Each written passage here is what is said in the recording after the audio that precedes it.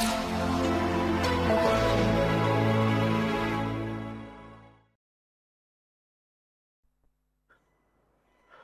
evening, everyone.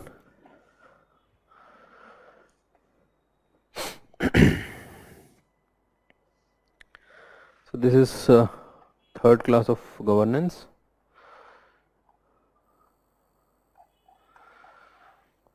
In the last class and the previous one, we have covered two classes of governance. So we are majorly discussing about the basic ideas related to governance, the basic concepts of governance. And most importantly, in the last class, we discussed the 8 important characteristics of governance, good governance. Okay, and they are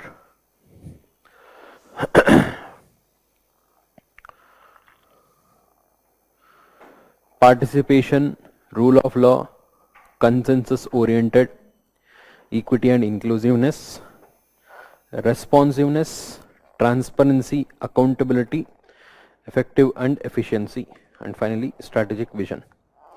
Okay, we discussed in detail about the idea of each of these concepts and how exactly it is applicable in the context of India.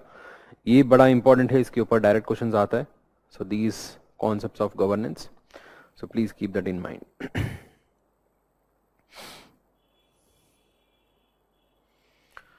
So there are few more things in this part of governance.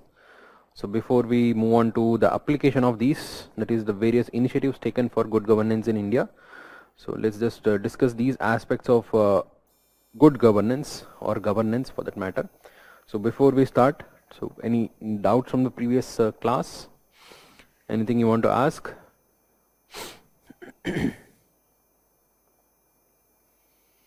All clear? Any queries related to what we had discussed?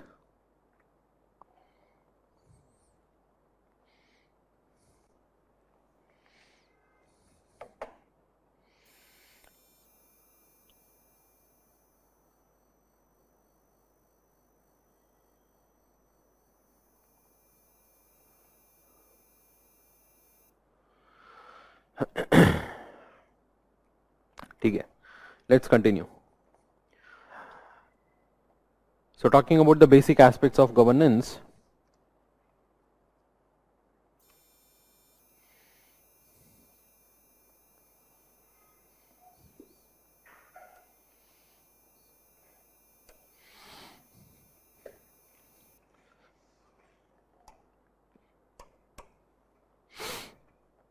the next topic,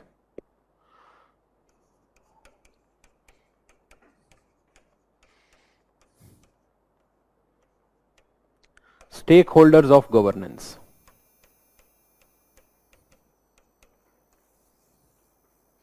Stakeholders of governance. Governance mainly involve three major stakeholders. We have discussed this briefly in between. Who are the three stakeholders of governance?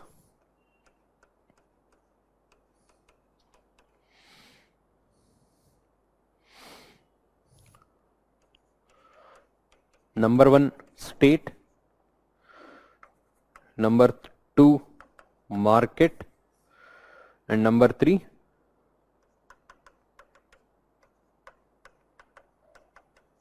civil society. There are three major stakeholders of governance.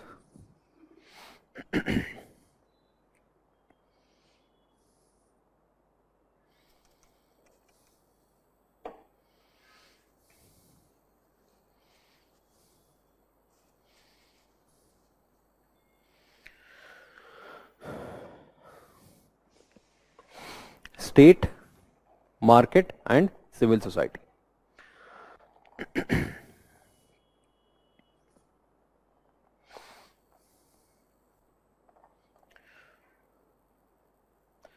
ठीक है, let's try to give as many examples as possible then and there जब भी हम discuss करते हैं, है ना? So that is important in writing answers. And even in the last class also we have discussed a few of the concepts with examples only. So I may not have dictated it separately. You should write it down. Okay, जब भी हम example discuss करते हैं ना, so please write it down so I might miss it while dictating the notes. And other than this, printed material should be provided from the classroom. Classroom से मिलेगा आपको governance का. There are 4 documents. So these are the 4 documents which you have to read. 4 different topics of governance. 4 different documents are there which are prepared from the vision material. So ये printed material है. इसके साथ में आप classroom का basic notes रख लो, काफी है. See, the idea of governance ऐसे भी आपको लग सकता है कि it is not a subject which is too technical. Yes, it is not a subject which is too technical. If we go into too technical aspect, it becomes public administration. And public administration is basically the technical part of governance, and that is not required. इतना detail में जाने का जरूरी नहीं है. Questions in general studies is not going to be that detailed. So ऊपर से देखा तो ऐसे ही लगता है कि बहुत जनरल टॉपिक है, बहुत ऐसे वेग टाइप ही लगता है, like where we discuss about the day-to-day aspects. But that is how the governance, that is what the governance is. Okay, आगे जाके यही आप जहाँ पर आप काम करने वाला है in the district administration or the state administration or the central, this is how the things work. So this is what is governance. है ना, सुनते सुनते ऐसे कहानी जैसे लगेगा, but you have to write them more specifically. The different terms which we are discussing in the class, you have to write them more specifically. For example, in this we are talking about the stakeholders of governance. So there is a clear difference between stakeholder and shareholder. Okay, there is a clear difference between stakeholder and shareholder. So what is the difference between these two?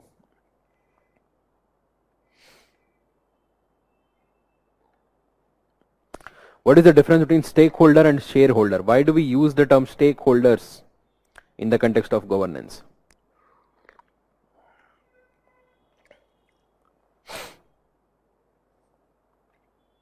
Can somebody tell me why? What is the meaning of stakeholder?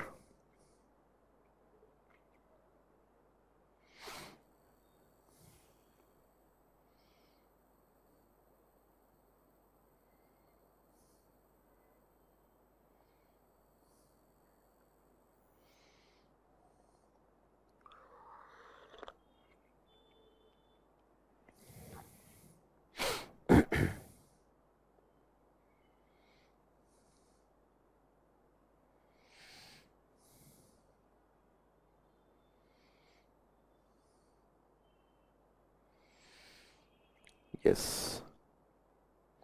Stakeholder, one who is impacted, the parties who are affected, someone who has a stake in the matter. Very good. Shivli.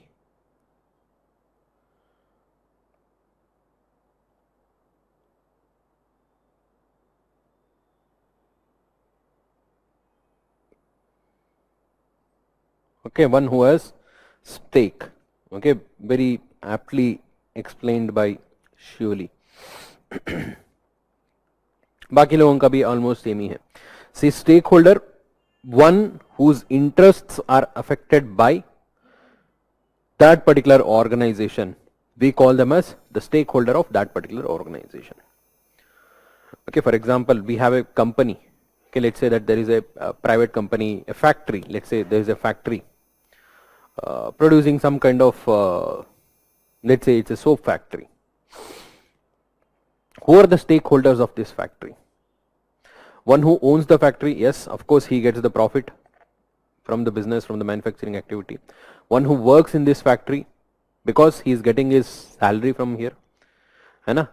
And the customers, one who is getting the products from this factory, he is also a stakeholder because the manufacturing decides the supply demand thing in the market, है ना? He would decide, he would affect the customers. And are they the only stakeholder? No. Even those people who are living in the vicinity of this particular factory are also stakeholder, because whatever the method of production they are following, they might be releasing some kind of chemicals into the surrounding water body. So the functioning of this factory also impacts the surrounding local people, or they might also be releasing certain chemicals or the air pollutants into the air. Or in the other hand, they might also be providing the local employment. They might be developing the local area, so which is impacting the entire local surrounding, right? So whoever is impacted by that particular factory is considered as the stakeholder of that particular factory. However, a shareholder is the one who just holds the share of ownership over there. he has the share of ownership of that particular factory. Usko bolte shareholder. What all I am saying is shareholder, it's mean that he shares the ownership of that particular factory. In the context of governance, we talk about the stakeholder, not the shareholder, because there is no owner of governance as such. It is all those people who are impacted by the governance. And it includes three different parts. One is state, second one is market, third one is civil society. Please remember these words, these should be used as it is. Okay, in the place of market, you should not use business. In the place of state, you should not use government. Okay, both are different.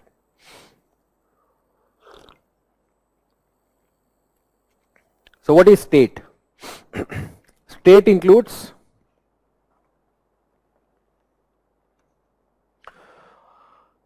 all the different organs of the governance.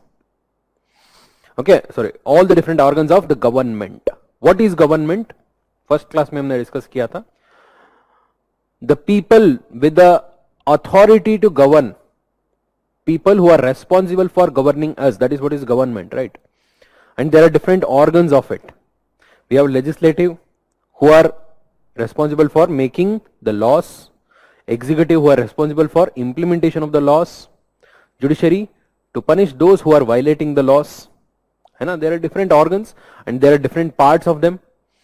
Executive के अंदर we have various ministries, departments, permanent executive, temporary executives, PSUs, बहुत सारे चीजें हैं.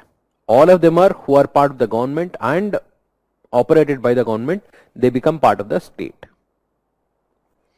Market. What is market? Market is that part of the governance who are not the one with the responsibility or the authority to govern, but they are the one who are impacted by the governance. In these three stakeholders, they are the ones who are governing the other two. They are the one who are governing the other two. This one, they are the people who are there in the field of governance, in the area of business. They are there to make money. They are for-profit organization.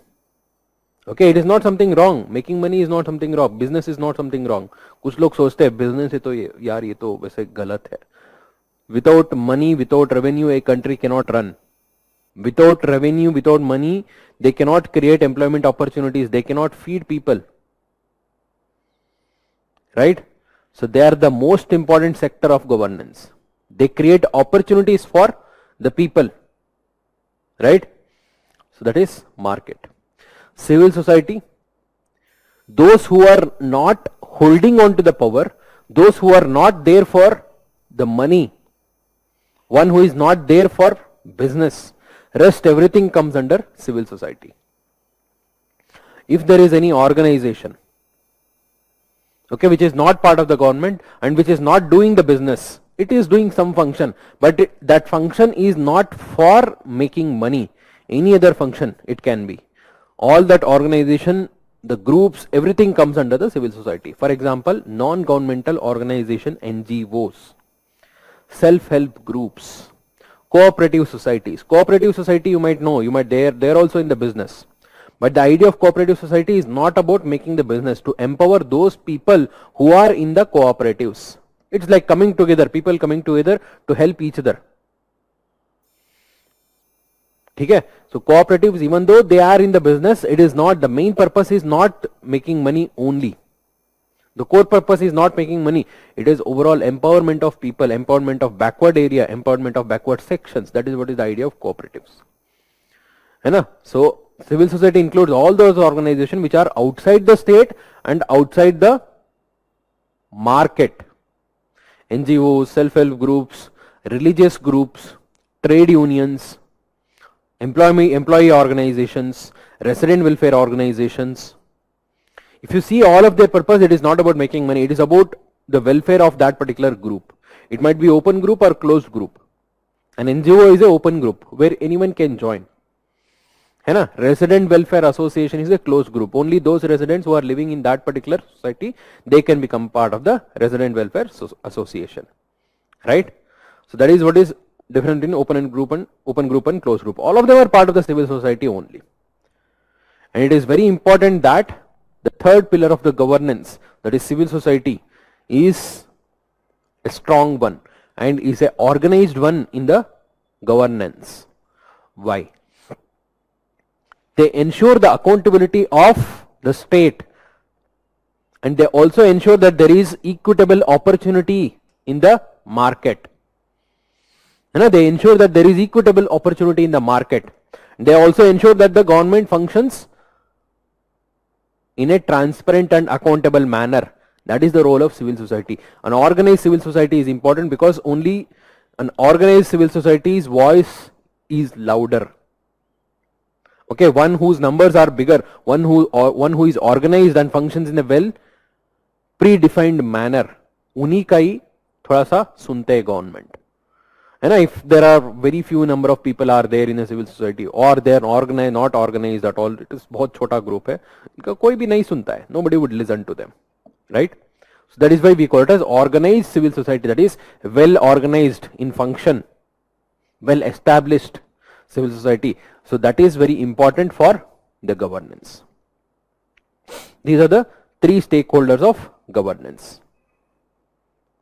Fine. So please write briefly about this. Stakeholders of governance. First one, state.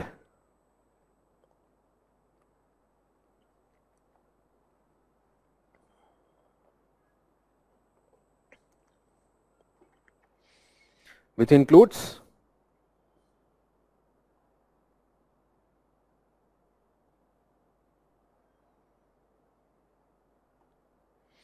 different organs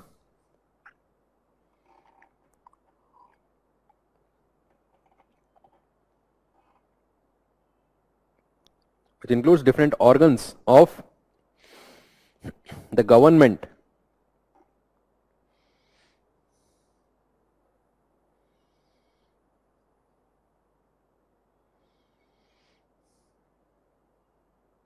such as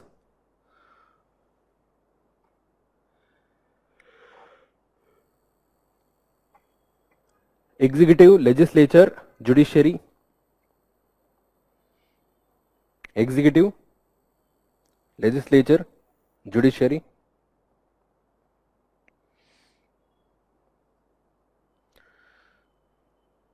Second one, market.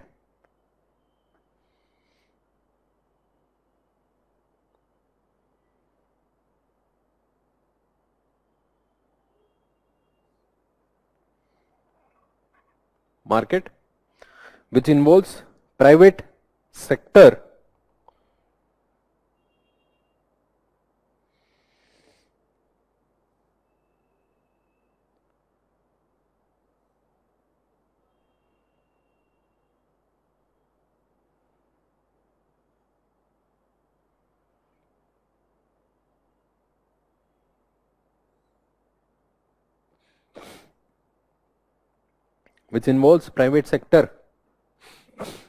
and for profit organizations.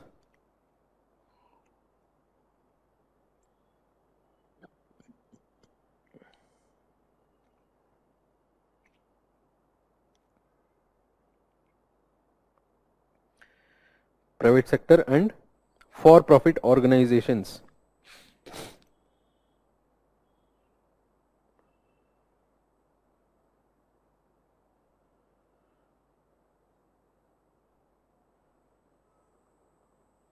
Both organized and unorganized.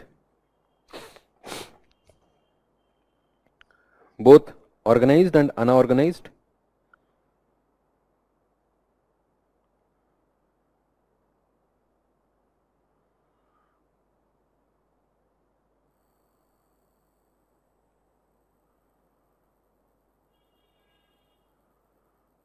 From corporates to small scale.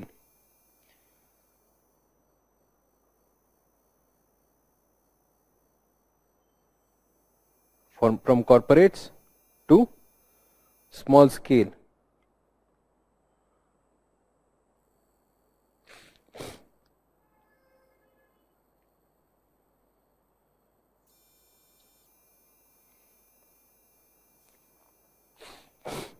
मतलब market का मतलब ये नहीं कि they should be organised, even the unorganised, majority of India's economy run by unorganized sector only, we know that, right? All of them who are there for business, who are there to make money and create opportunities for others to make money, that is what is market.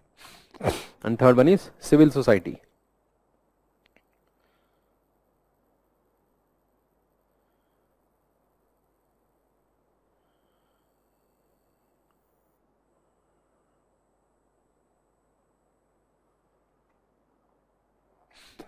Whoever not included in other two, whoever not included in other two, that is government and for profit organizations,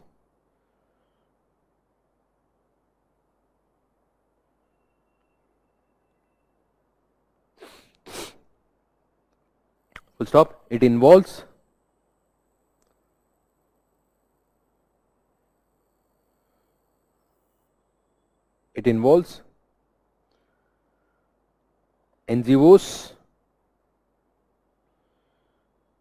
NGOs, voluntary organizations,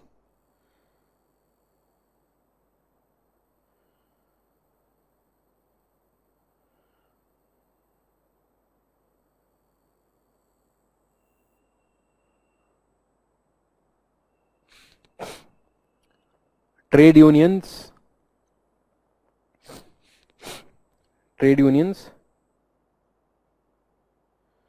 pressure groups,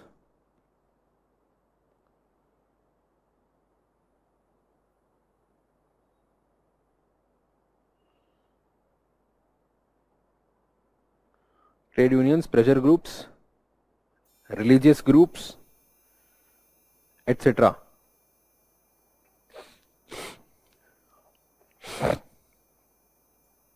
etc. A mobilized civil society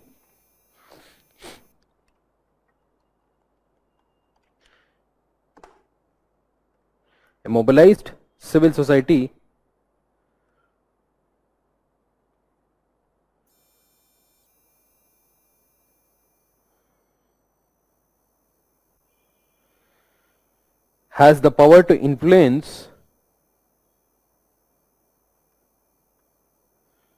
the power to influence both state and market. A mobilized civil society has the power to influence both state and market.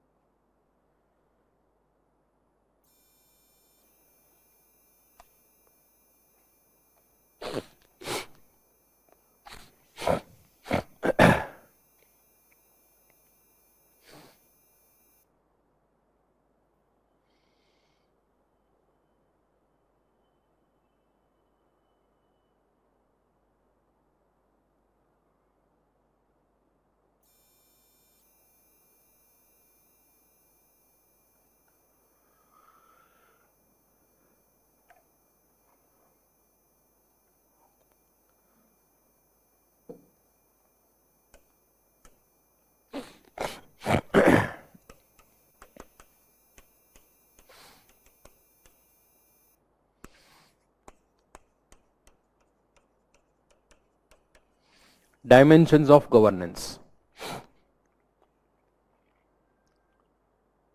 Dimensions of governance. So what do you mean by dimensions of governance? Dimension क्या है? Dimension means direction, aspect, view, extent. Okay, these are the words which we use in alternative for dimension. Dimension means basically the different sides, different aspects of governance. Here we are going to talk about the dimensions of governance in India. Dimensions of governance in India. In India, we have a separate department to handle the issues related to governance. The issues related to governance is handled by DARPG, Department of Administrative Reforms and Public Grievances. Okay, I'm talking only about the issues related to governance. इसके अलावा the entire government is itself is about governance only, right? So DARPG is the department which is responsible for the issues in governance, the research, analysis related to the aspects of governance. It's all done by DARPG. It comes under Ministry of PPP. It comes under Ministry of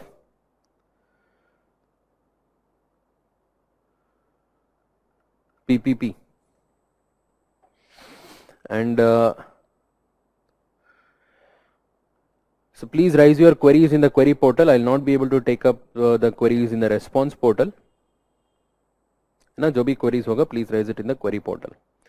So because many of the students just ask out of nowhere randomly, कोई भी कुछ भी पूछता है. So if it is something related to the topic which we are talking about right now, I can immediately take it up. But otherwise, whatever the queries, please raise it in the query platform. I will not be able to take it up in the response portal. Okay, miss हो जाएगा, फिर दोबारा आप बार बार डालते रहोगे, तो that creates nuisance here. ठीक है? So raise it in the query portal. That will come to me. I will take it up whenever the opportunity comes up here. So I was talking about Department of Administrative Reforms and Public Grievances. This is the nodal department, comes under the Ministry of PPP, that is Ministry of Personal, Public Grievance and Pension. Personal, Public Grievance and Pension, that is the ministry. ये हमारा ministry है. हमारा ministry मतलब आप लोगों के लिए जो फ्यूचर में जाके आपका जो DOPT आता है ना, department of personal and training, so which is responsible for the allocation of cadre, the service matters of all India services, central services, सब इसी के अंदर आता है. So including IAS, IFS, police service, foreign service, सब कुछ है ना, the railways. So that comes under DOPT, comes under the Ministry of PPP, and उसके अंदर एक और department है, that is Department of Administrative Reforms and Public Grievances. So this department, if you go through उसका reports, annual reports, they talk about the various issues related to governance. So it had released, few years before, it had released a report called as State of Governance, a Framework of Assessment. Okay, उसका एक report आया था, State of Governance, Framework of Assessment.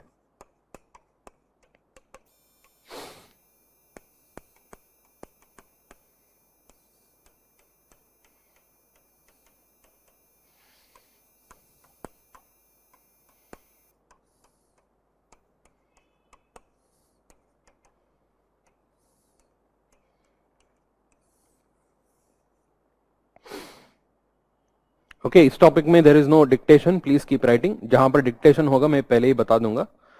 So otherwise there is no, in few of the topics there is no need of dictation as such, just the brief points you should note down by yourself.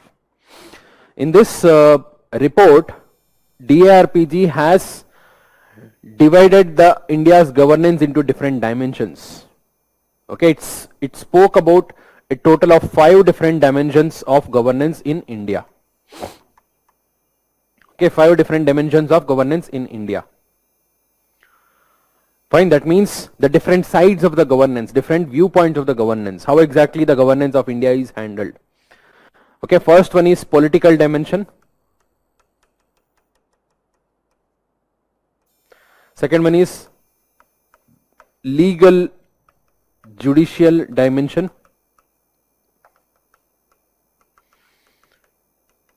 Third one is administrative dimension, and fourth one is economic dimension, and fifth one is social and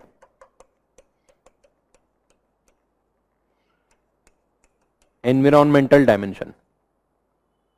There are total of 5 different dimensions to governance. Okay, as per whatever the report had said. Okay, basically this is a way of seeing the governance in India. So what is political dimension? What exactly the political dimension talks about? It talks about the status of political situation in India. It talks about the status of political situation in India, political rights, exercise of political rights. For example, election. Election, why election? Election is the system through which we hold the government accountable. If the government is not doing well, we can remove it, right? So that is a way of exercising our political right to choose who rules us. To choose who is going to rule us. That is what is political dimension of governance. The political dimension of governance includes various key components such as exercise of franchisee. That means our right to vote. How much of that right is really implemented in a particular country? How much of right is exercised? Why do we say जब भी election होता है election commission बोलते हैं सब लोग बोलते हैं प्लीज बाहर आके वोट करो ऐसे मत सोचो कि ये छुट्टी मिल गया है ना बाहर चलते तो छुट्टी मनाते हैं ऐसे ऐसे तो नहीं सोचना है कि like it is some kind of holiday this is your responsibility that you go out and vote we are not going to ask you to vote to a particular candidate or particular party. That is your choice, but you should exercise your right, political right of voting. Now that is the political aspect of governance. How much of the political rights are exercised? How many percentage of people are coming out and voting? And what is the profile of the representatives who are getting selected? What is the conduct of the representatives? How well they are doing their job in the parliament? Whether they are really discussing and debating about the laws or they are just wasting time over there fighting among each other politically for political reasons. ऐसे तो नहीं होना चाहिए. Their job is to go there, sit there in the parliament and discuss and make laws which are good for the country. That is the overall basic idea, right? How well they are doing that job. Fine. The way they are functioning and the way they are being accountable to the people who have elected them, and how exactly the power is distributed across the different organs. Is there any centralization of power? Is there any decentralization of power? Okay, all the different organs, is there one person who is more powerful and dominating the entire cabinet, or it is about the overall decision of the entire cabinet or the council of minister, which is ideally it should have been. So like that, all the different aspects related to the political rights, exercise of political rights, their representation, election, and overall functioning of this political organ of the government comes under the political dimension of governance. Okay, political dimension covers the exercise of political rights. What is legal judicial dimension? Legal judicial dimension क्या होता है? Legal judicial dimension में it talks about the implementation of laws which are made by the political organ. Legislature में जो law बना है, how well they are implemented on the ground. So here we are going to see which organ, which part of the government, the police and the judiciary, how well they are doing their function. If a police is a very strong one, very like with least corruption, one who is implementing the laws properly,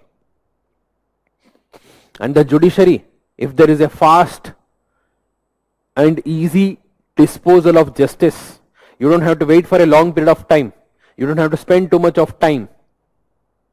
In that case, we can say the judicial and legal aspect of the governance is working well. Right? It involves the aspects like how well the law and order is implemented in the country, how well the internal security is maintained in the country, how well the basic rights of the minority are safeguarded here, and the judicial functions in terms of justice delivery, faster means of access to justice, easier access to justice. So all these aspects come under legal judicial dimension of a country's governance. How well this is being handled. Administrative dimension में क्या आता है? Administrative dimension covers the day-to-day activities of the government in terms of delivery of services from the government to the citizen. Okay, that is what is administration. The government is responsible for delivering various services to the citizen. Okay, particularly in a country like India, where we have the concept of welfare state, it is expected that the government provide the basic, at least the basic amenities like health, education, and the public distribution, PDS हो गया, the basic facilities. Other than these, there are various other welfare schemes. Other than that, the management of resources, the common resources, water bodies, forest resources, land resources, this is what is administrative function, right? How well that is being done. Is there any corruption? Is there any red tape here? Is there any malpractice here in the delivery of these? That all comes under administrative dimension. Economic dimension. How well the fiscal resources of the country is handled. And how well the budget is made. How much of the support is given by the government in the market. है ना, market के लिए कितना support मिल रहा है. The business environment in terms of regulatory mechanism. Is there too much of restrictions for the free market, or there is too much of liberalization in the free market? Both are wrong. दोनों गलत है. That aspect comes under economic dimension. Social environmental dimension. Social dimension talks about the inequality in the society.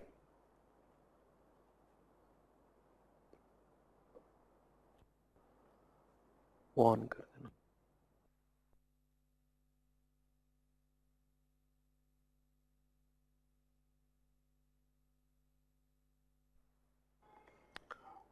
Social and economical, social and environmental dimension. Social dimension talks about the inequality in the society, about the different sections of the society, how well the governance is catering to the needs of poor and vulnerable section. Is there any increase in the inequality or decrease in the inequality over a period of time? How well the third sector of the society, that is civil society, is functioning. How well they are supported by the government. Are they holding the government accountable? Is the media playing a responsible role? And how well the environment is managed. The sustainable growth and the sustainable development. Environmental management, all these aspects come under social and environmental dimensions.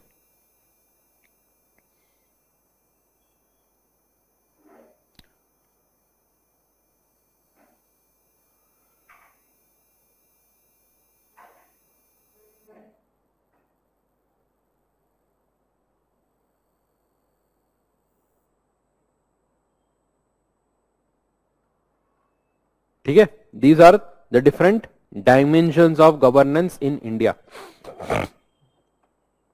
Little bit generic, but at least remember these different part, है ना, these different dimensions. Apply this for any question related to governance. So let's say I'm talking about e-governance. What are the benefits of e-governance, or what are the issues in e-governance? Try to see e-governance from these 5 different dimensions. Political dimension में whether it is being successful or there are any issues. Legal judicial dimension में in terms of judiciary, police में कोई reform होगा या कोई issue होगा. Administrative dimension में, economic dimension में, social and environmental dimension में.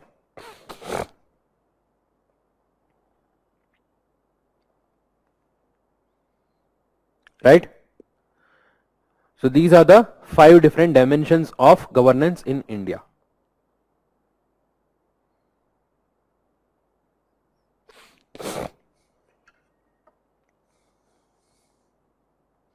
That is about dimensions of governance in India.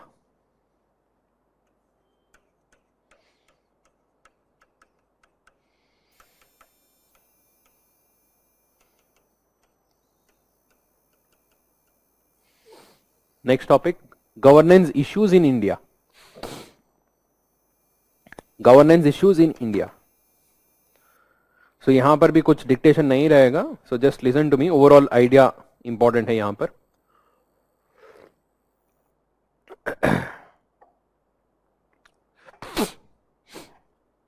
What are the various governance issues in India? Can somebody tell me?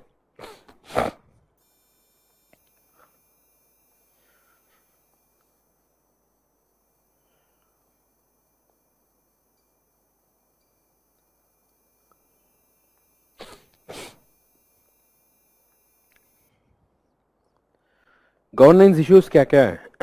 Particularly in the context of India.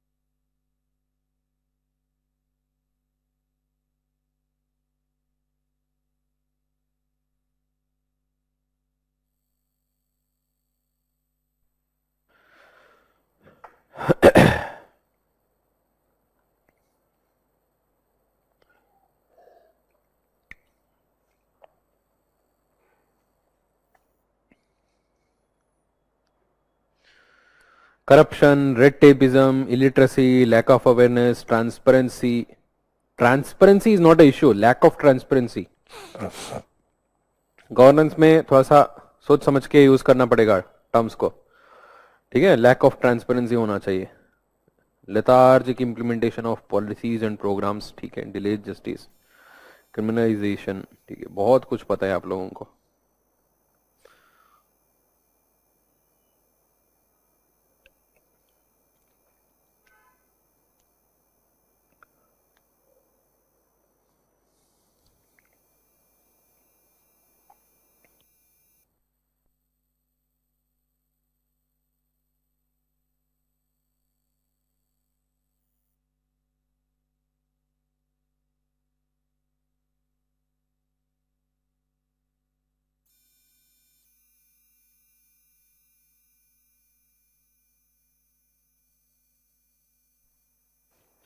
In fact, this is one of the most common topic of discussion in India.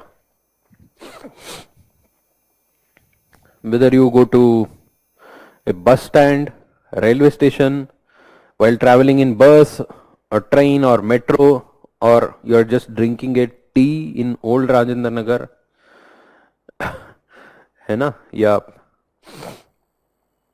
Hotels में, restaurants में, हर जगह में यही बात होता है ना. So government में क्या क्या कमी है, क्या क्या इश्यूज है, गवर्नेंस और कैसे कर सकता है. You know, it is very easy to give opinion.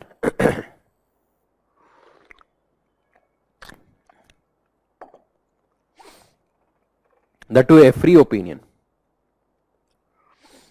Free opinion सब लोग देते हैं. The opinion should have some value, and those suggestions which actually works on the ground, they are important. Criticize तो सब लोग कर सकते हैं. So try to identify the issues more specifically. If I am talking about the governance issues in India, you can use the same heading and classify them into different segregations, different categories. You can classify all the different governance issues into political issues, legal judicial issues, administrative issues, economic issues and social environmental issues, है ना, rather than just listing down एक के नीचे, so you can categorize them, थोड़ा सा और structure मिलेगा आपका आंसर में. So let's go through this one by one. What are the political issues? I have explained about what is a political dimension of governance. है ना, it's about the political franchisee, political rights. So अभी बताइए what are the political issues?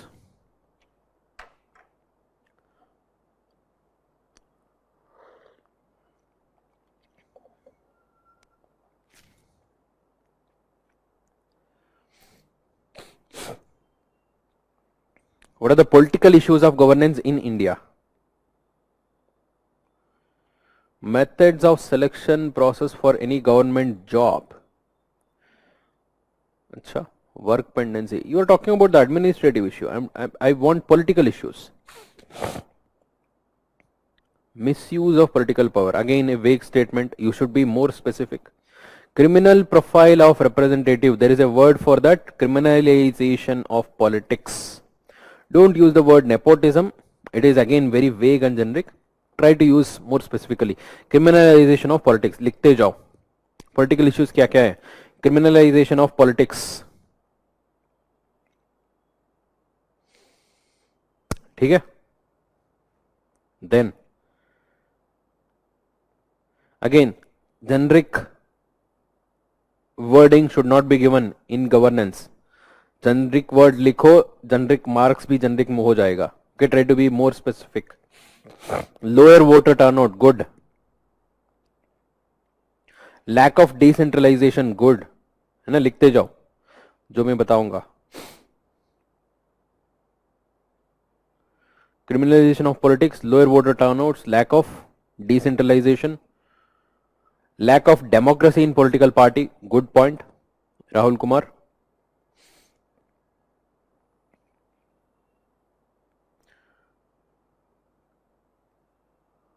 Horse trading, rather than using the word horse trading, we have a standard word. Use the word defection. Defection, ठीक है? और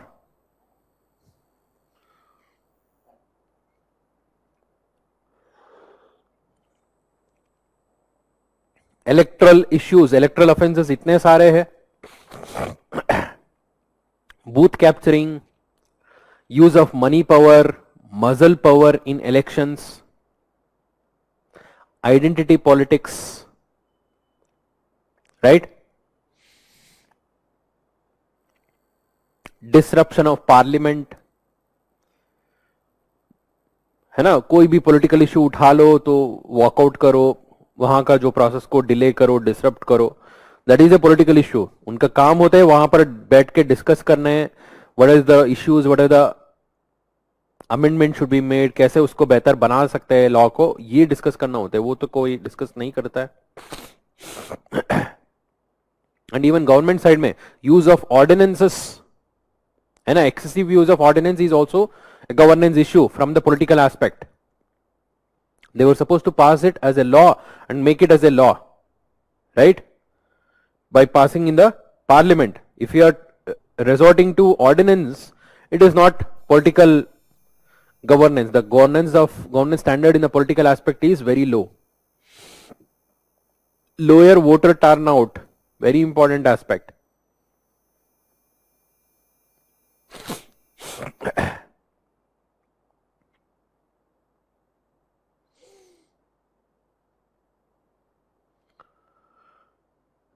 ठीक है, these are all political issues.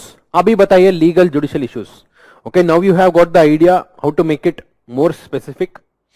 Okay, try to limit your suggestions, limit your answers to the legal and judicial aspect only. Legal में मैंने बताया था police and judicial में judiciary. What are the legal and judiciary issues of governance?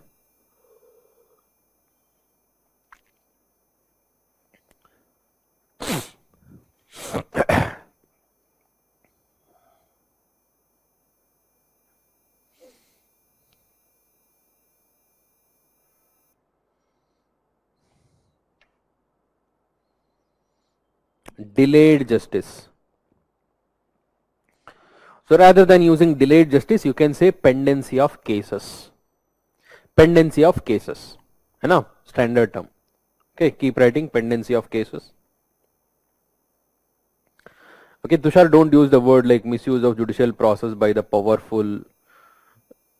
Try to be little bit more specific. Vacancy in the judicial posts, ये specific है.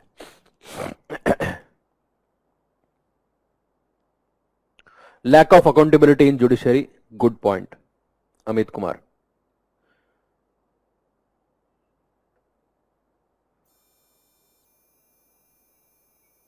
Extra judicial killings, ठीक है, good.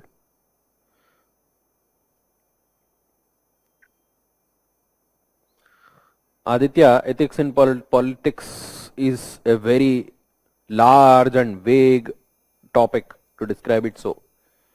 Issue of under trials, Abu Sufyan, very good. Under trials कौन होते हैं? The people who are waiting in jail, who have not been given bail and whose cases are pending for a very long period of time. They are the under trials. This is one of the largest issue in India. है ना, you go to any part of the country, any city, there are large number of under trials who are just waiting for the cases to turn up and उनको bail भी नहीं मिला. इसलिए नहीं मिला कि क्योंकि वो लोग apply नहीं किया है. They don't know how to apply. Major sections of the poor who are just picked up by the police in some petty cases, they are just spending their lives over there. Many of the times they would have spent so much time in the jail that अगर उनका punishment मिल गया तो इससे कम हो जाता. They would have come out of the jail by now if at all they have got the punishment.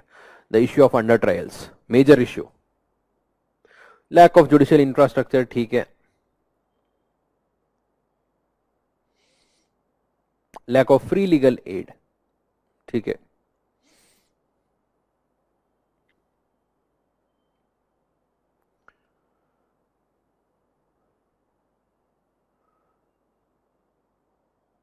Police का बताइए ना, पुलिस का तो इतना सारा इश्यूज है.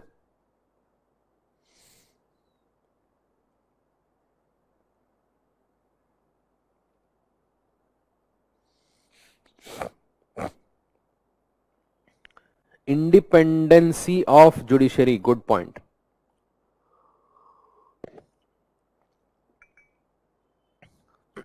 There should be a fine balance between the independent judiciary and accountability. दोनों होना चाहिए. Human right violations by police, like I'm telling you, you should be more specific.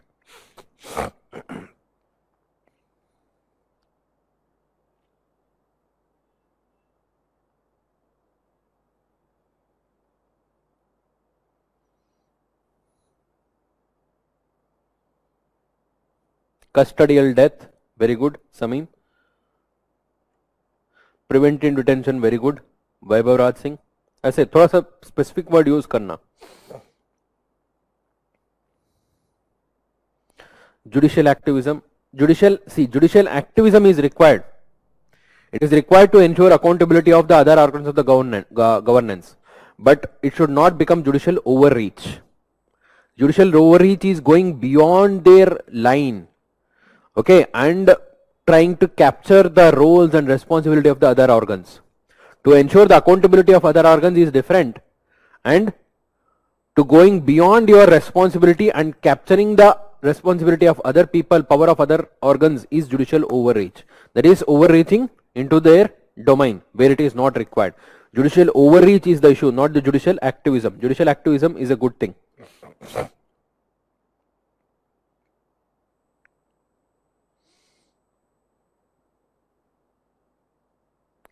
Inadequate number of judges, वही है, lack of strength in courts.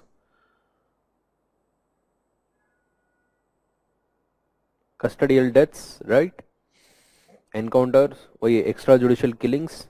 Okay, don't use the word encounter as such. Extrajudicial killing, that is the word.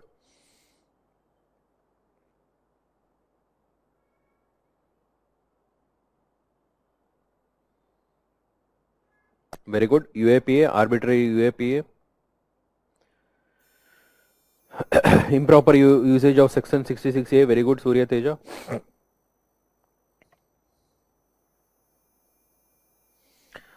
Yes, police reforms तो बहुत ज्यादा issue है, सारा लिख सकते हो. Separation of law and order from investigation, है ना, long pending, and the corruption in police, है ना, corruption in police and their training and the working conditions of police, their strength, बहुत सारा issues है.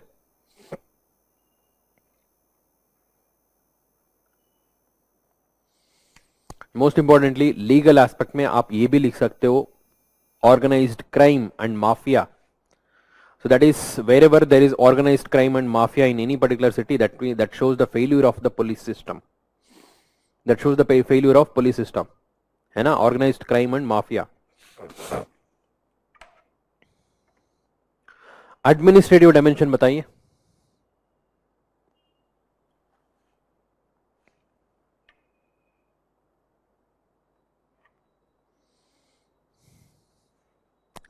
Administrative dimension. I've told you administrative dimension involves the provision of services from the government, management of resources, management of men. है ना, all of these aspect is related to administrative dimension. वहां पर क्या क्या issue है?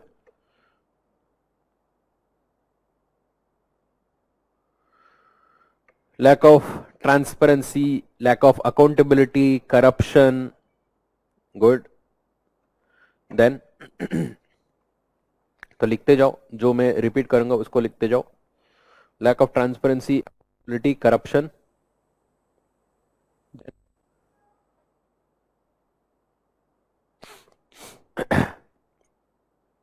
Red tape. ठीक है, fine.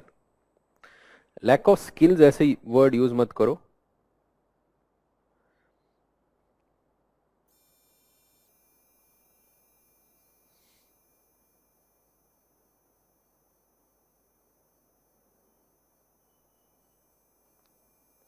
Bureaucratic delays को ही रेड टेपिज्म बोलते.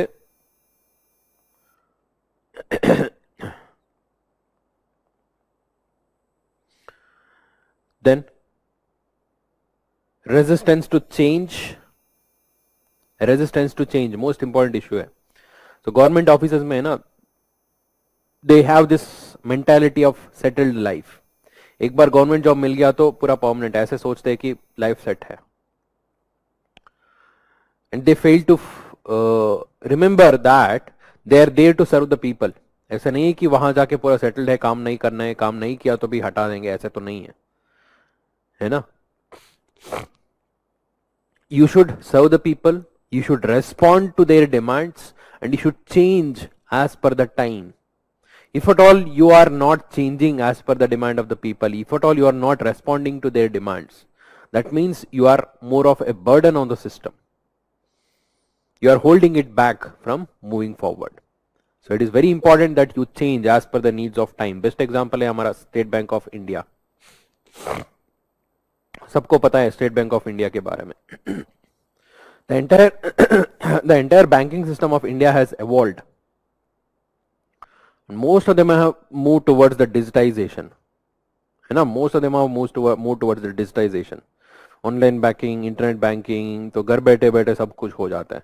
Not in state bank of India, है ना. कोई भी छोटा सा चीज है, आपको इसमें बैंक अकाउंट का ब्रांड चेंज करना है ना, नाम का कुछ चेंज है, मोबाइल नंबर चेंज करना है, ईमेल आईडी चेंज करना है, एड्रेस चेंज करना है.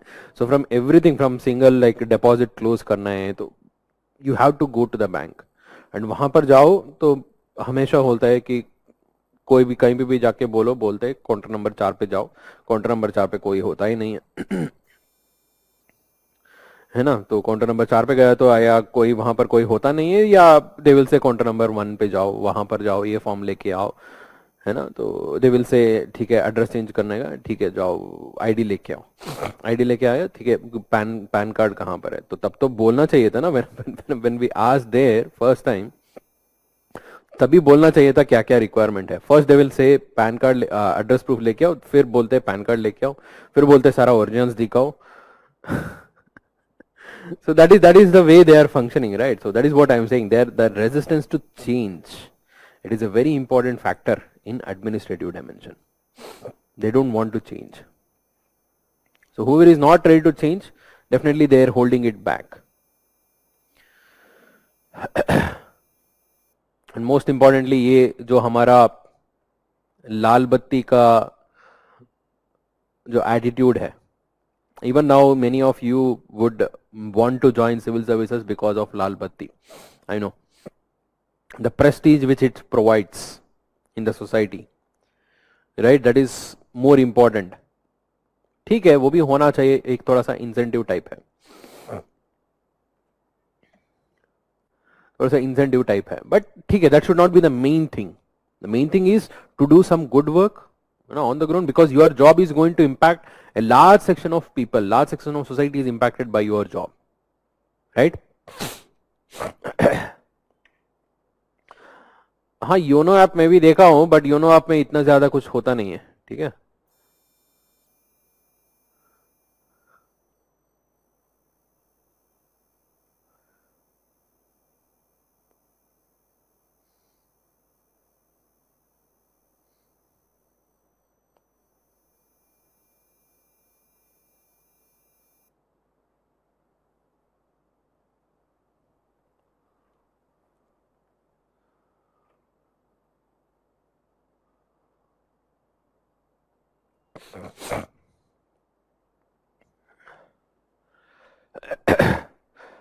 So in this one particular aspect, one particular issue of administrative dimension is corruption.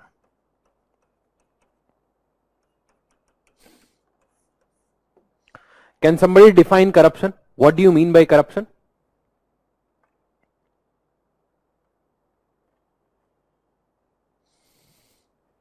And please don't use the word hangover as such.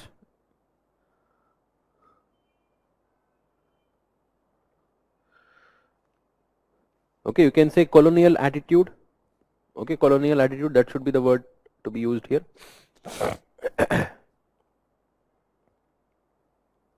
Please define corruption.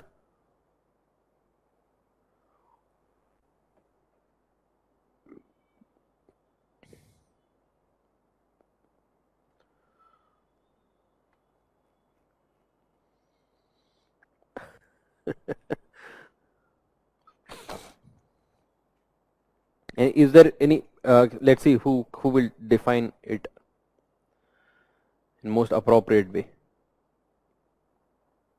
Taking money illegitimately by people. So are you sure that is corruption? So what if you are not taking money, you are benefiting someone else? Is that not corruption?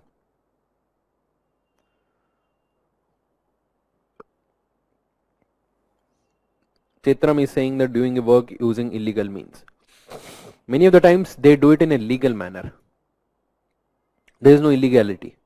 They do it in a legal manner. They will not take money. They will not break any law. Still you can do corruption. Okay, there are many ways of doing such corruption. Okay, and Akhilesh, please, ऐसे मत बोलो desire to have more. Everyone will have desire to have more. Nobody would want to settle in the same position. सबको grow करना है, उसमें कुछ गलत नहीं है. That is not corruption.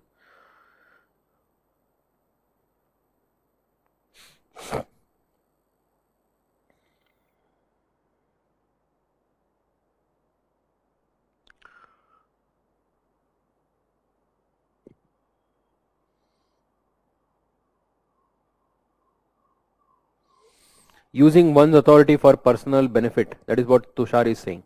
So what if I'm using my authority and I'm not benefiting myself, but I'm benefiting someone else?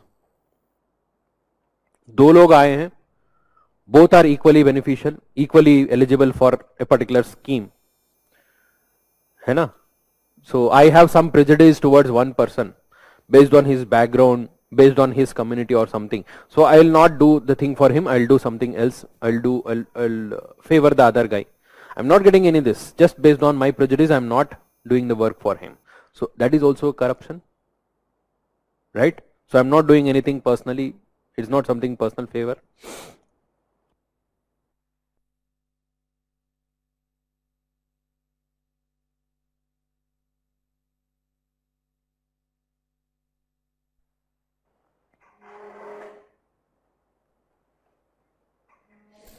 ठीक है. See, the basic idea behind corruption is abuse of authority.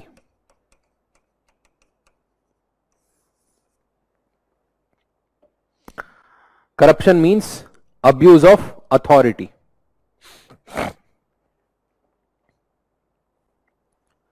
So any public servant has some authority with him. That authority which is given to him for his position, not for his personal position in the society.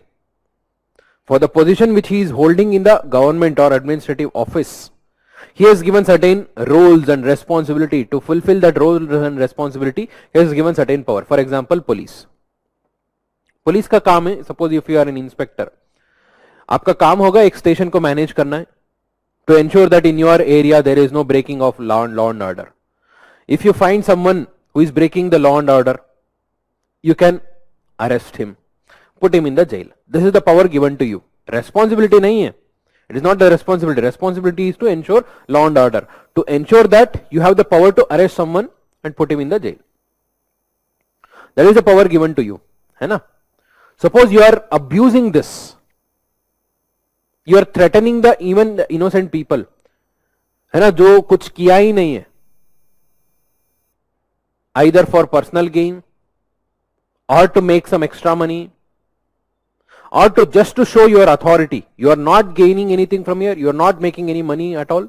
Just to show your authority in the society. थोड़ा सा show off करना है.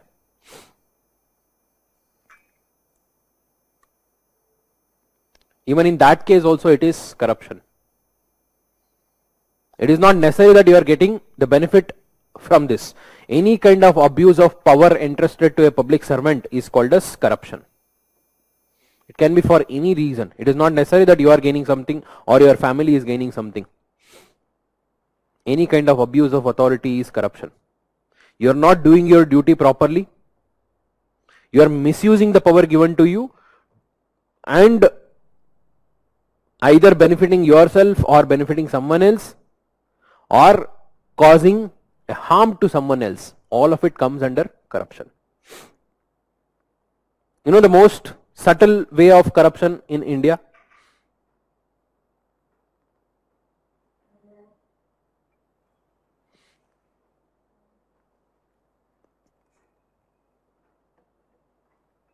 ठीक है, ये तो clear है. Any kind of abuse of authority in any manner, if you are not treating equally the beneficiaries, है ना, you are not giving an equal opportunity for everyone to come forward, still every different way is corruption only. The most subtle form of corruption in India, which the most common form also, which you will see आगे जाके आप देखोगे,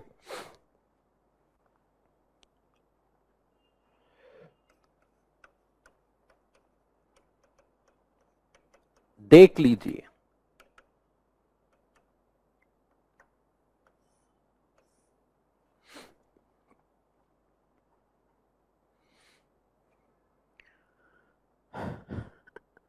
So you know what is देख लीजिए? Let's say that you are in charge of granting contract in your local area. There is some kind of public service, है ना, road repair करना है, कुछ रोड रिपेयर का काम है, आपको कॉन्ट्रैक्ट देना है. सो उस एरिया में कोई भी मिनिस्टर है, कोई भी एमएलए है, उसका जो रिलेटिव है, जो भी होगा, so if he is one of the applicant, तो एमएलए से कॉल आएगा या मिनिस्टर से कॉल आएगा या उसका पीए से कॉल आएगा, बोलते हैं ठीक है, पूछते कैसे, सब ठीक है, एडमिनिस्ट्रेशन ठीक चल रहा है, क्या क्या इशू है, सब. फिर एंड में आता है वो रोड कॉन्ट्रैक्ट का काम कैसे चल रहा है. सो अभी कॉन्ट्रैक्ट ओपन हुआ है ना, ठीक है, ठीक है, तो काम बहुत अच्छा होना चाहिए. So work should go on very well, लोगों को नुकसान नहीं होना चाहिए. तो हमारा भी एक बंदा जानने वाला है, तो वो भी अप्लाई किया है, तो आप देख लीजिए कि उसका मतलब है उसको कॉन्ट्रैक्ट अवार्ड करना है. Okay, you have to award the contract to him. So that is the meaning of देख लीजिए. In a very subtle manner you are telling the person to award the contract. Okay, it can be used in all the different departments. हर जगह में use कर सकते हो.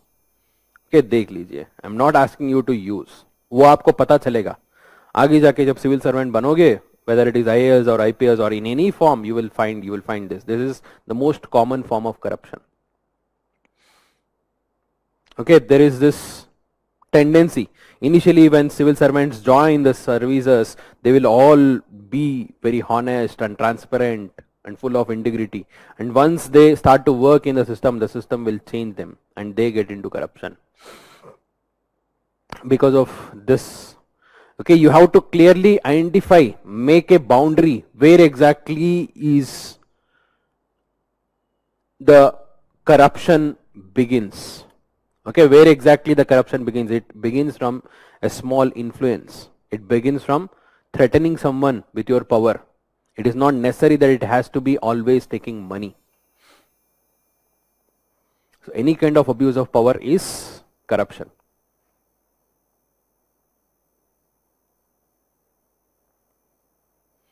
Right?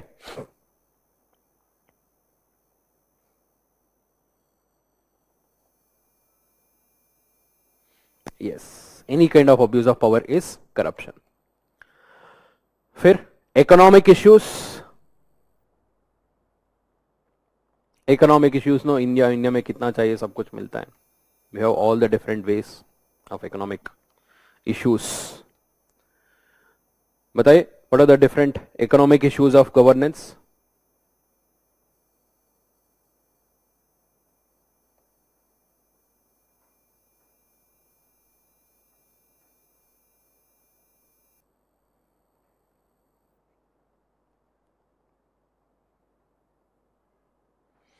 Persisting fiscal imbalance, fiscal deficit, then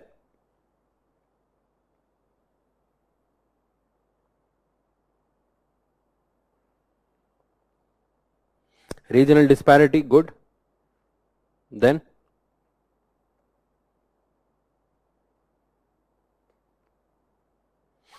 unemployment, good,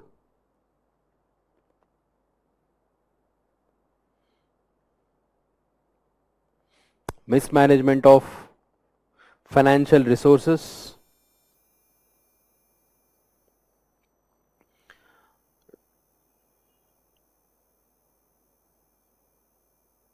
scams. Please don't use the word scam. Okay, that is a form of corruption only. वो already administrative issues में cover हो गया. Financial में बताइए. इनकम इनइक्वालिटी ठीक है.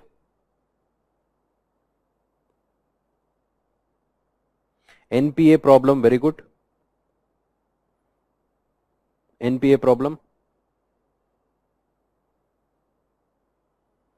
poverty, unemployment. So these are the economic issues. They are the resultant of governance only. Social and environmental issues बताइए. What are the various social and environmental issues?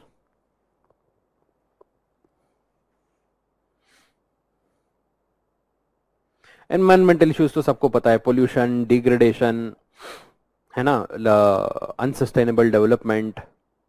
All of this environmental issues. Social issues of governance बताइए.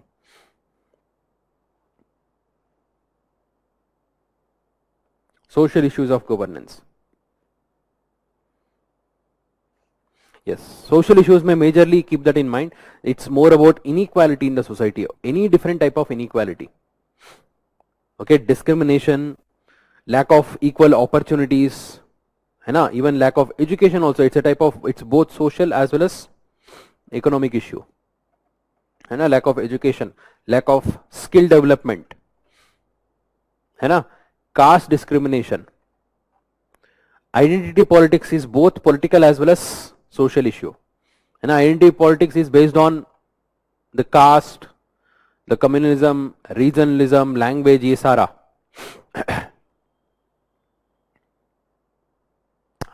Most importantly ये जो हमारा the promises made by political parties during the election manifesto, and you should see during the election very funny promises are made. In fact,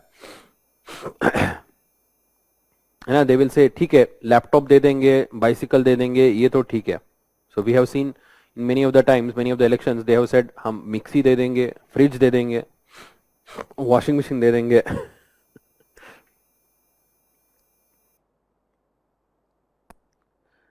And in that political promises, the election manifesto, the Supreme Court has clearly said that it is not only the promises, the political parties should also announce how exactly they are planning to fulfill those promises. है ना, ये भी बोलने के लिए supreme court ने बोला है. Gender inequality, very good. Lack of access to resources for the vulnerable sections like the physically handicapped.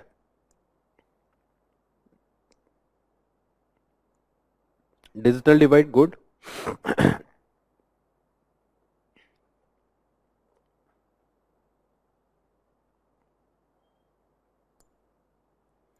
Okay, these are the social dimensions.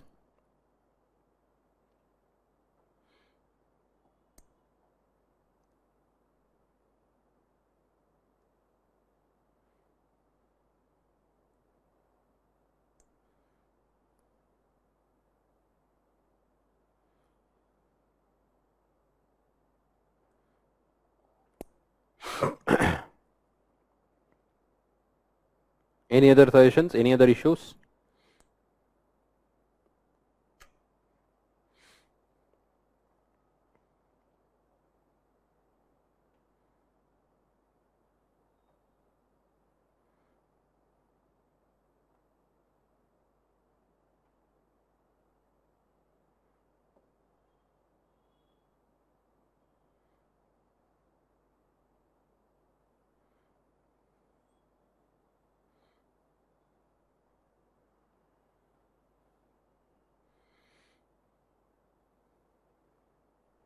Child labor, good.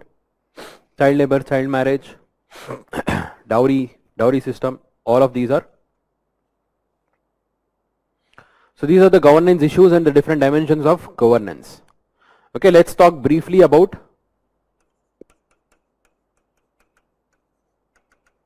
strategies for good governance in India. Strategies for good governance in India.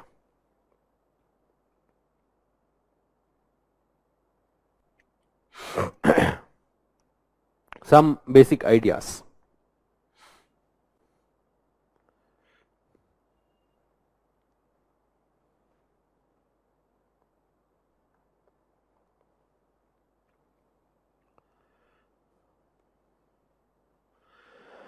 See, good governance in any country is judged based on outcome. Okay, it is judged based on outcome of the governance process rather than the process itself, or rather than the output, rather than the input, how much of resources we are spending, and how many schools did we build, how many roads did we build, how many toilets did we constructed. That would not be considered as good governance. Good governance involves the outcome of your administrative process. How many people are really using the toilets which you built?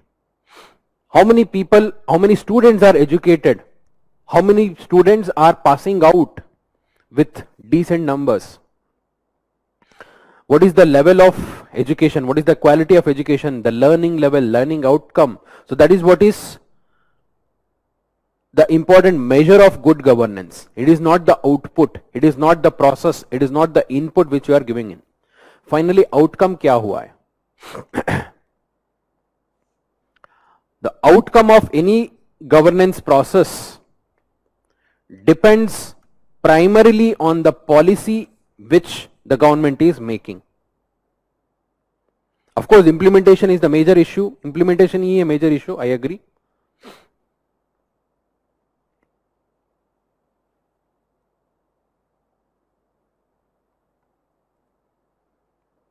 हाँ, इस part का brief dictation दे दूंगा, पहले सुनो. The outcome of any governance process is primarily depend upon the policy of the government. What kind of policy they are adopting? For example, India. Okay, most of the policy of the government is driven by the basic idea of welfare state. And the idea of welfare state drives every policy of the government administration process. Right? So what kind of policy they are making? What is the objective of the policy which the government is adapting? Right? That policy decides the outcome, and what policy the government is making depends upon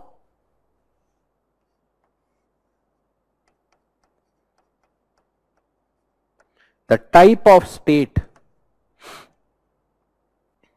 The policy of the government is depend upon the type of state. जैसे मैंने बताया था, India is a welfare state. The idea of welfare state drives every policy in India. कोई भी ऐसे नहीं बोल सकते है नहीं, so let's make everything equal, let's make the market free. So जिसके पास पैसा है वो कमाने दे, ऐसे कोई बोलेंगे इंडिया में? नहीं बोलेंगे. Because we know that is going to create a huge inequality. It is not going to be good for India. Our idea of welfare state is clearly enshrined, right? So India is a welfare state. Being welfare state, our every policy of the government is driven by that idea of welfare state. If we make a good policy, definitely its outcome will be better if we implement it properly, of course. That gives the good governance. Okay, let's take another example here. Take the example of Burma, Myanmar. Myanmar, for a very long period of time, it was under military rule. It was under military rule, right?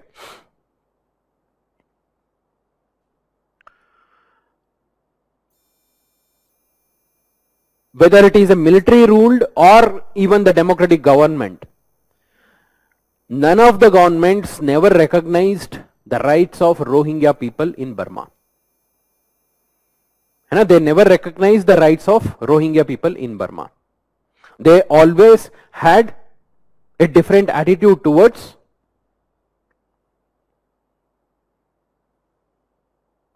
the Rohingyas. At least the government, democratically जो elected government था, at least they were little bit sympathetic, but the military rule तो पूरा ही खराब था.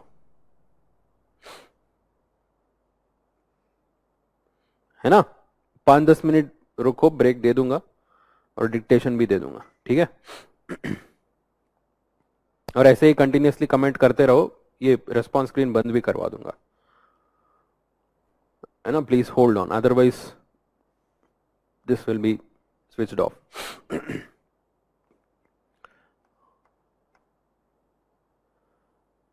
And because of that discriminatory policy which the government of Burma, government of Myanmar was having, the issue of Rohingyas came up. Okay, they never recognized the the citizenship of Rohingyas. That is way back. It goes back to the British rule. During the British rule, they brought these people from the Bangladesh region and the Bengali Delta, who were actually the educated population to work in the British administration over there. Now, who have settled there over a long period of time, and their unka children's grandchildren who have settled there over a long period of time. So they were actually the Rohingya population. Over a period of time, their economic condition, situation has deteriorated a lot. तो उनको नहीं मानते हैं कि like they are the original inhabitants of Myanmar, है ना? But in the case of India, it is totally different. हम तो बोलते हैं equality, right? Irrespective of race, religion, caste, sex, place of birth, whoever is there in India, whoever is born as a citizen of India will have equal rights. Why? Because that is defined in the constitution itself. Our idea of welfare state has been clearly defined in the constitution itself. DPSP में दिया है, preamble में दिया है, fundamental rights दिया है, everything is clearly defined. So the type of state decides the policies. The policies of the government decides the outcome, and the outcome decides the good governance.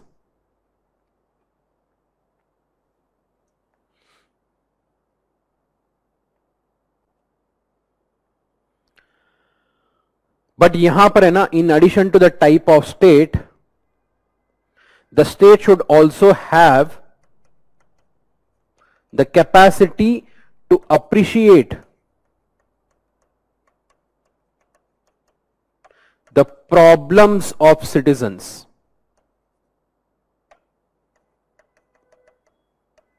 The capacity to appreciate the problems of citizen. Appreciate matlab to recognize the problems of citizen and to work towards fulfilling the demands of the citizen.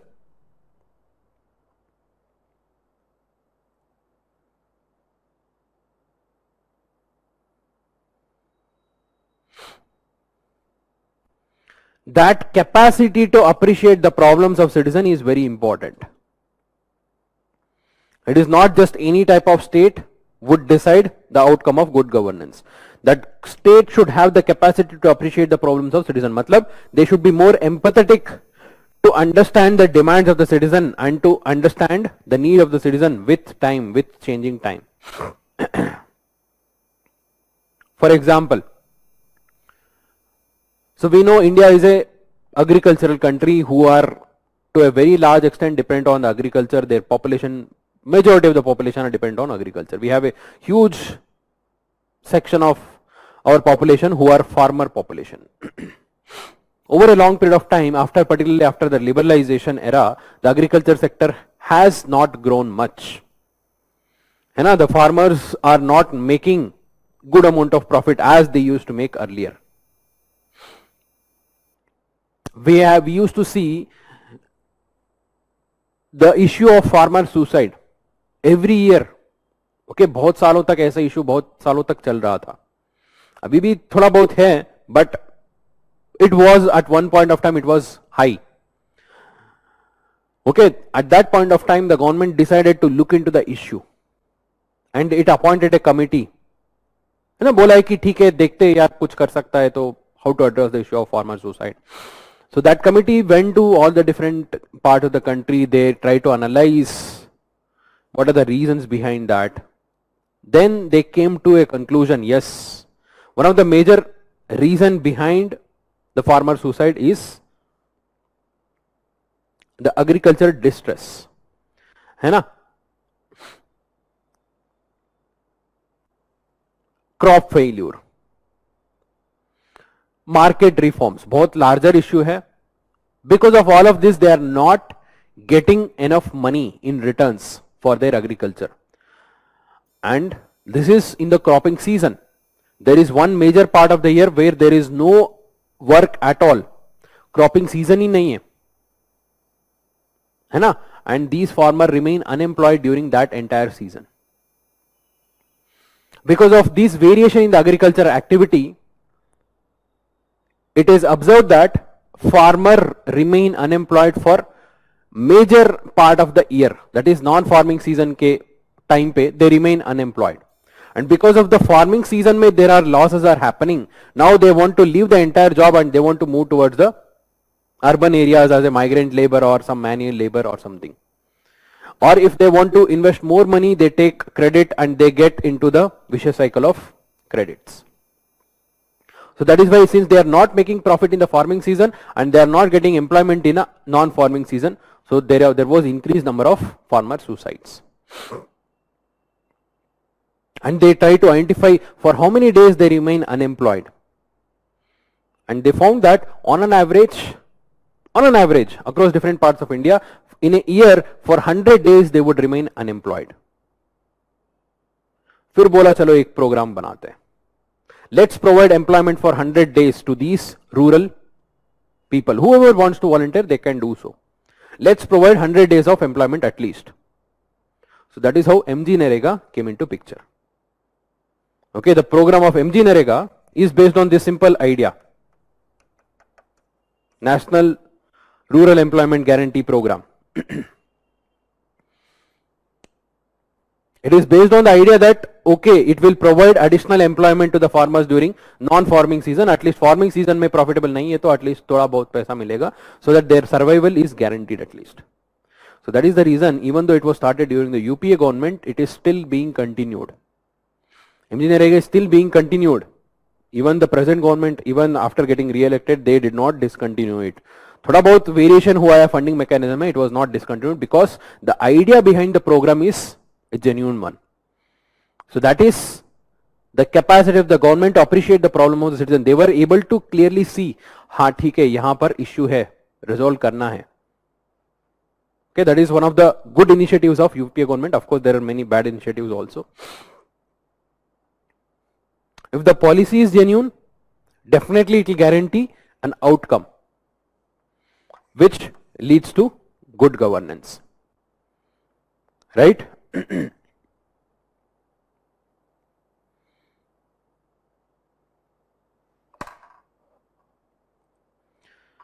So that is some basic idea about strategies for good governance. Let me take a short break, and after the break I'll give you a brief dictation about this, and we'll further continue into the next topic.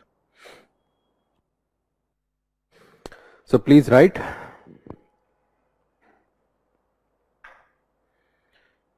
Strategies for good governance in India.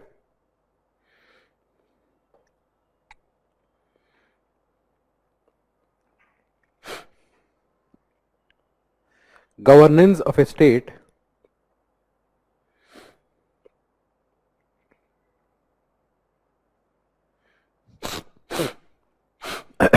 governance of a state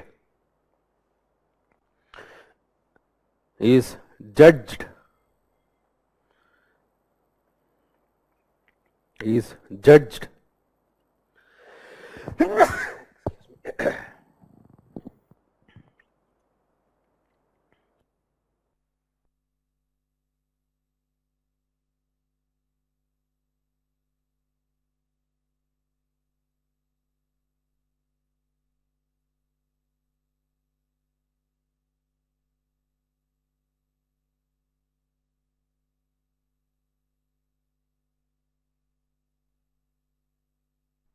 just be back.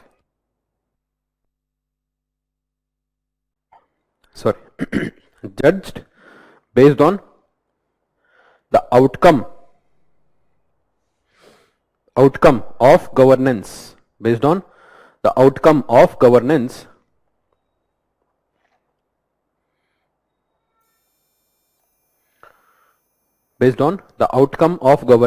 rather than the process or the output.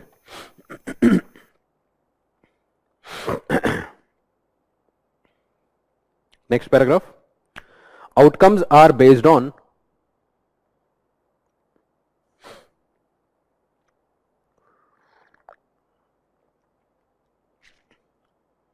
judged based on the outcome rather than the process and output. We'll stop. Next paragraph. Outcomes are based on the policies of the government. Outcomes are based on the policies of the government. Full stop. Policies are set of rules and guidelines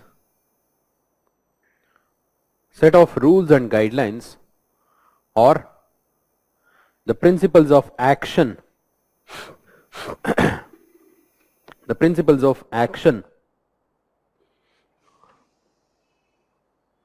set by the government.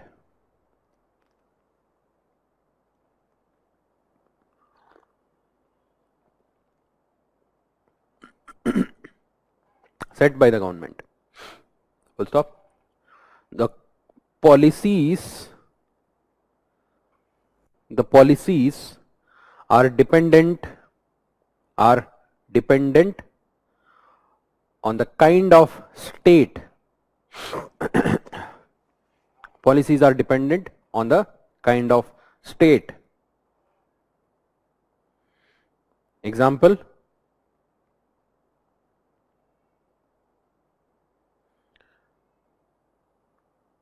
discriminatory policy, example, discriminatory policy of Burma, discriminatory policy of Burma towards Rohingya.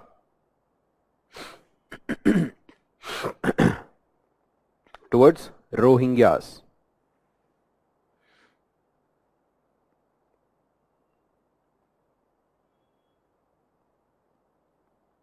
Next paragraph. In India,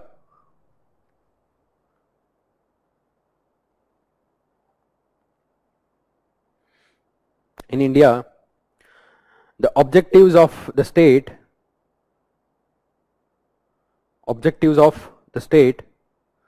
are clearly highlighted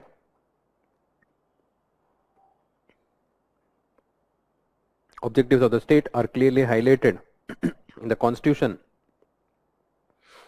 through preamble,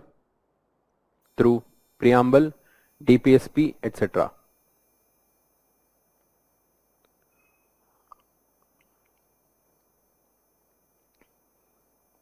Next paragraph.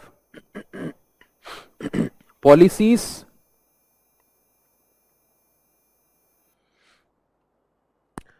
emerge from the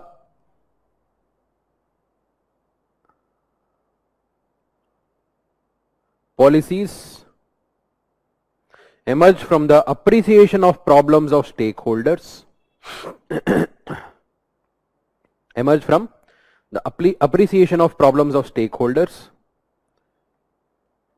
and capacity to evolve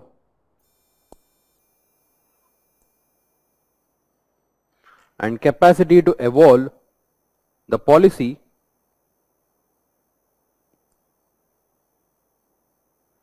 beneficial to stakeholders.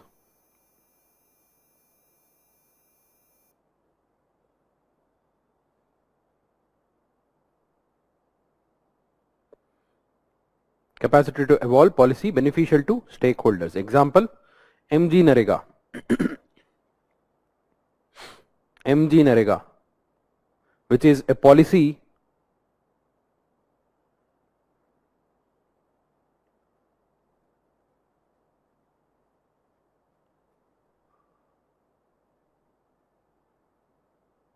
whose outcome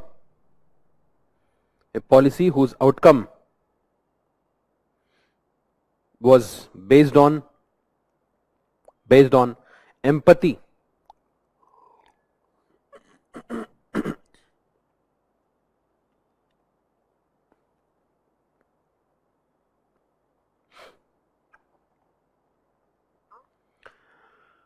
okay. Next paragraph. Few strategies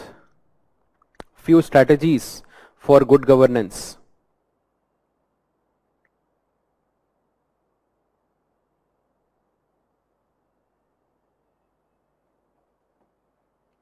Few strategies for good governance.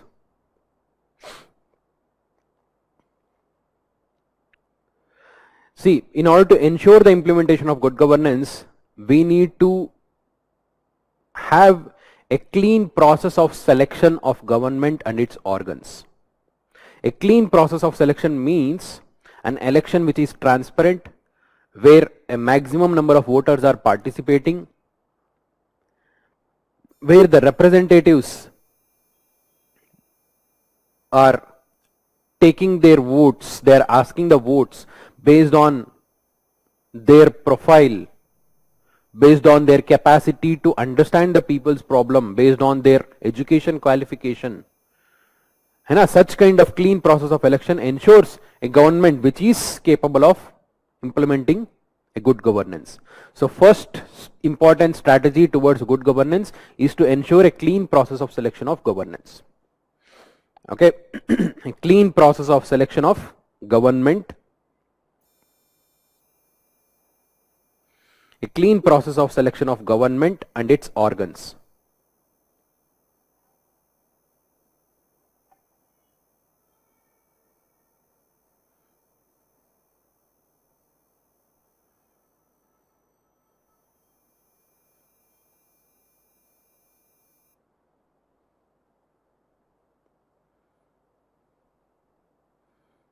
a clean process of selection of government and its organ.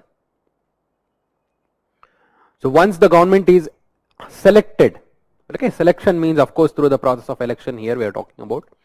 Once the government is in place, how to ensure that the government functions effectively? Effectively कैसे काम करेगा? Effectively is to achieve the desired result, right? How the government would function effectively?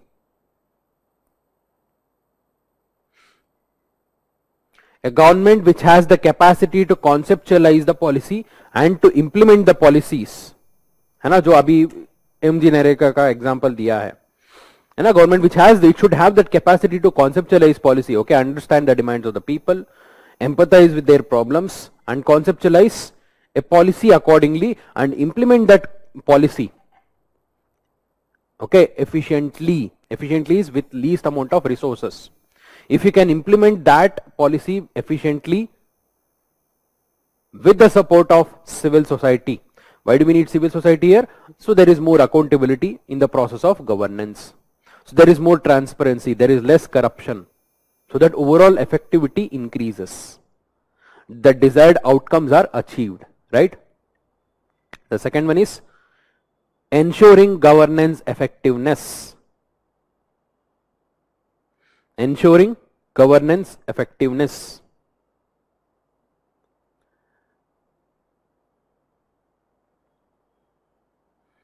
Which involves the government's capacity to conceptualize the policy,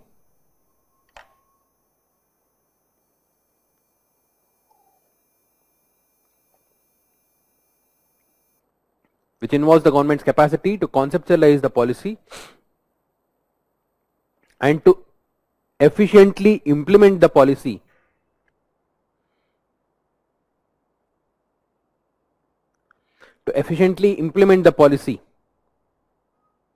Along with the involvement of civil society.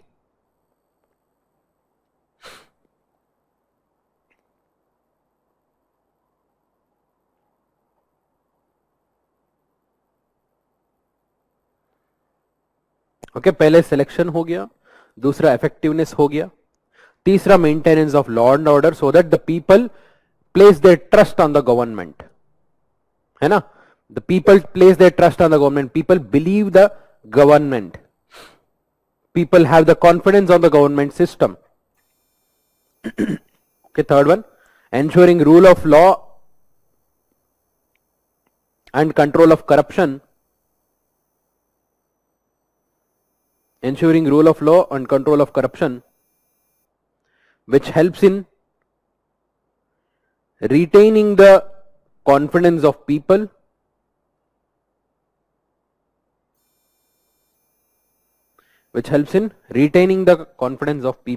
about the fairness of system. Ensuring rule of law and control of corruption, which helps in retaining the confidence of people about the fairness of system.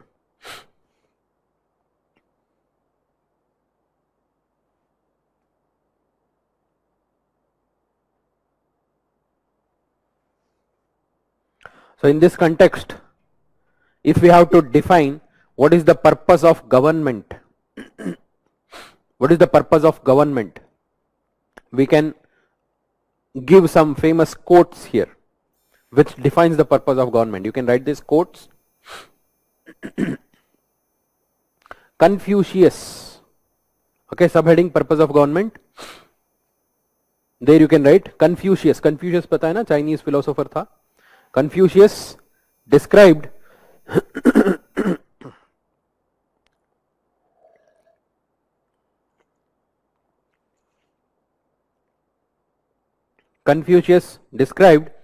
righteousness as the foundation of good governance and peace.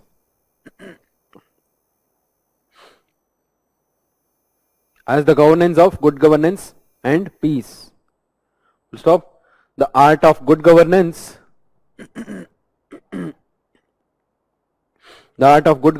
simply lies in making, the art of good governance simply lies in making things right and putting them in their right place. Putting them in right place. That is what is righteousness. You can also write another quote here by Gladstone. Okay, the quote is, who was Gladstone? The former PM of British. Okay, Britain का PM था. Gladstone. The purpose of a government is to make it easy for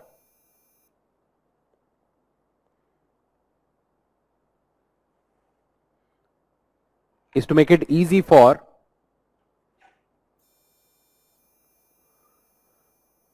to the purpose of a government is to make it easy for people to do good,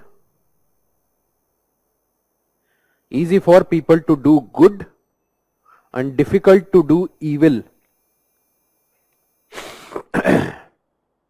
And difficult to do evil. Okay, I think you are asking about the spelling of Confucius.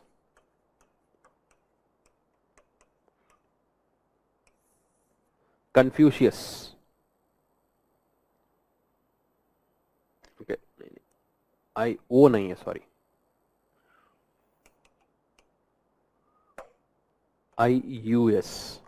Confucius. And the other quote was about from Gladstone.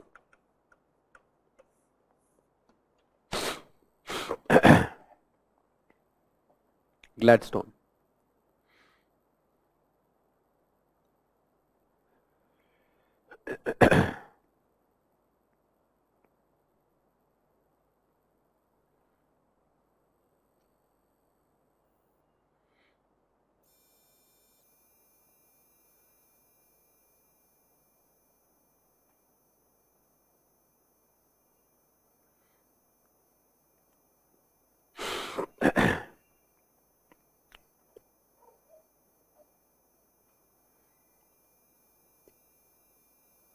So here there is an indicator or a report, we can say.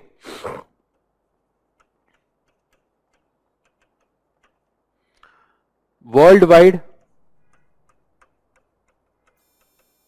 Governance Indicator Project. Worldwide Governance Indicator Project. It is called as WGI. WGI, this is an important report which indicates the level of governance or good governance in any particular country.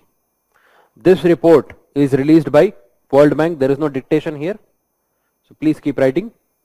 Worldwide Governance Indicator Project, WGI. It is a report of World Bank being done since 1996 for nearly 200 countries. Okay, covering nearly 200 countries.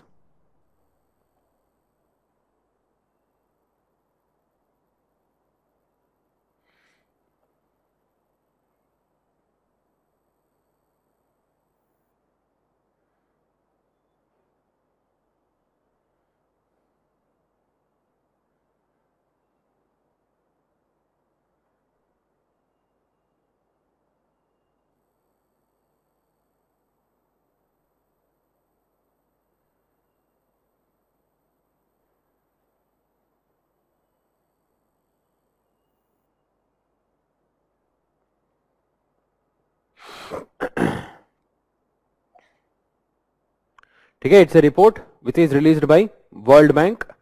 It is being done since 1996 and it takes into account a total of 200 countries and ranks them. under 6 different key dimensions. 6 different key dimensions.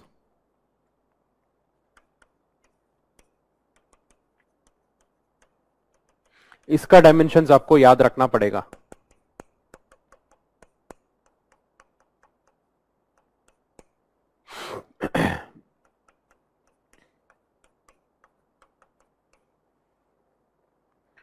The 6 key dimensions as per the World Wide Governance Indicator project. Voice and accountability.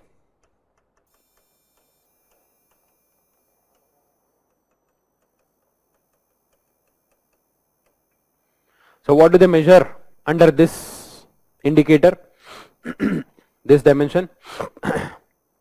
How well the people are able to express their opinions, their demands, either through elections or through any other means, and how accountable the government is towards the people.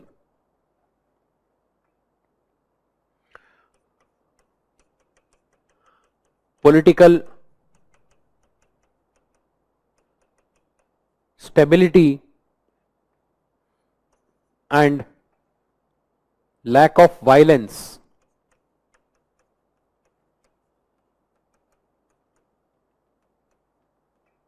Political stability and lack of violence.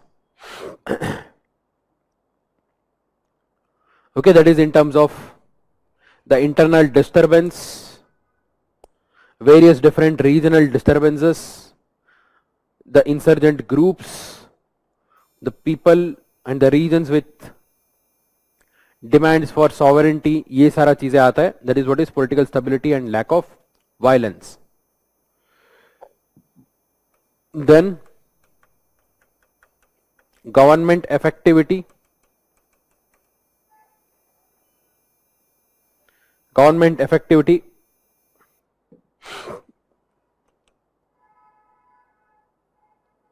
इसको effectiveness बना दो. Government effectiveness. Government effectiveness is about achieving the intended result. That is what is effectiveness, right?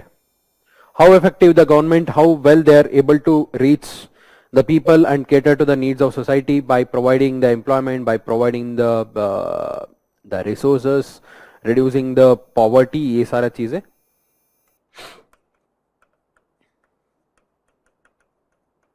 Regulatory quality. Regulatory quality. That means how well they are regulating the important sectors of society. Rule of law, that is maintenance of law and order.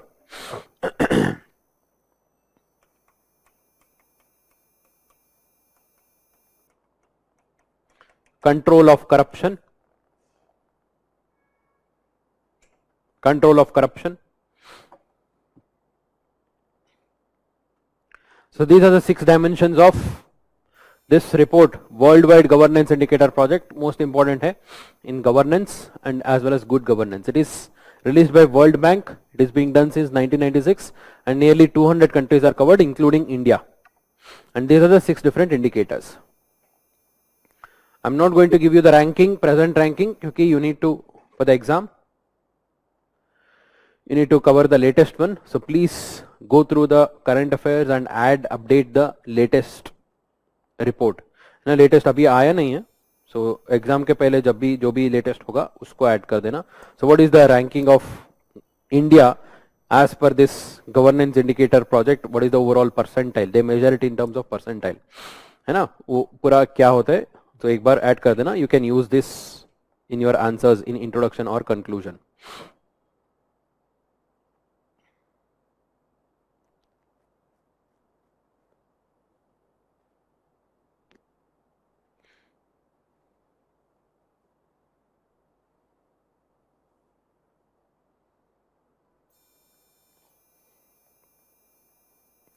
So this is all about the basics about governance, good governance, dimensions and strategies for good governance in India. Now tell me, what are the various initiatives taken for good governance in India? We need to go little bit detail into these initiatives. So अभी आप बताइए कौन कौन सा initiative, what are the different initiatives you consider it to be the good governance? Okay, what are the various good governance initiatives which you have seen in India?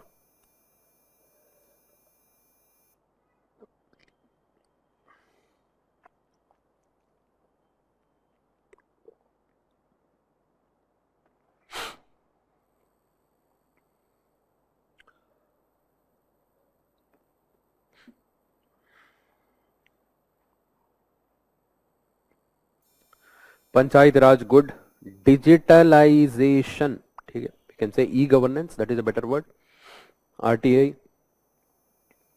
reservation for women in panchayats, very good, Snigdha, 73rd 74th Amendment Act, very good. Welfare scheme, you can say, rather than naming each and every welfare scheme, you can say welfare schemes of the government trying to reduce the inequality and bring regional development, है ना? So Sevottam model, very good. Creation of tribunals is little bit debatable. Okay, it can be seen from both the perspective. It is both good governance as well as disturbance of separation of power. दोनों का issue है वहाँ पर. Minimum government, maximum governance, very good. Mithun Gowda. Citizen Charter, RTI. Financial inclusion measures, fundamental rights, very good. Digital India program, ठीक है, part of e-governance. Commissionerate system, right to recall. India में right to recall नहीं है, so it's not there in India.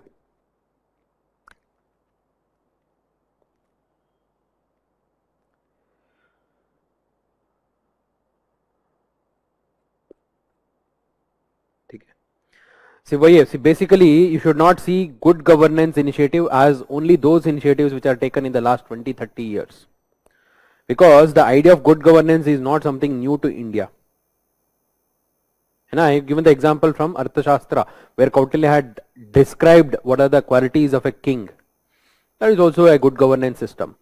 So whether you refer to that, the rule of Ashoka, or the rule of Samudragupta, or the rule of Akbar, or even the rule of Krishna Devaraya, so there are various aspects over a long period of time. So we have seen the various aspects, various examples or events of good governance initiatives in India. Okay, even though the modern idea of good governance is something which is defined in the recent times only as per the World Bank initiatives and all. So but overall India mein we have this, the idea of good governance, and that is clearly visible if you see the Constitution of India. Okay, the way we have made the Constitution of India in 1947, 1950 जो हमने adopt किया था after independence. It is clearly an example of the system of good governance which we have adopted in India. Okay, in terms of preamble, where we have clearly declined the objectives of India's Constitution, and what is the overall overview of the India's Constitution. Fundamental rights which ensures the political democracy in India, DPSP which ensures the social and economic democracy in India, and all other things which are guaranteed under the Constitution. That itself is an example of good governance. Fine. It is not limited only to those initiatives which have taken recently, and of course उसके बाद में भी बहुत सारे initiatives हमने लिया है. Okay, recent initiatives like RTI, Right to Information Act, e-governance initiatives, 73rd 74th Amendment Act, okay, Sevottam model हो गया, और citizen charter हो गया, social audit हो गया, है ना, ऐसे बहुत सारे initiatives हमने लिया है. Fine.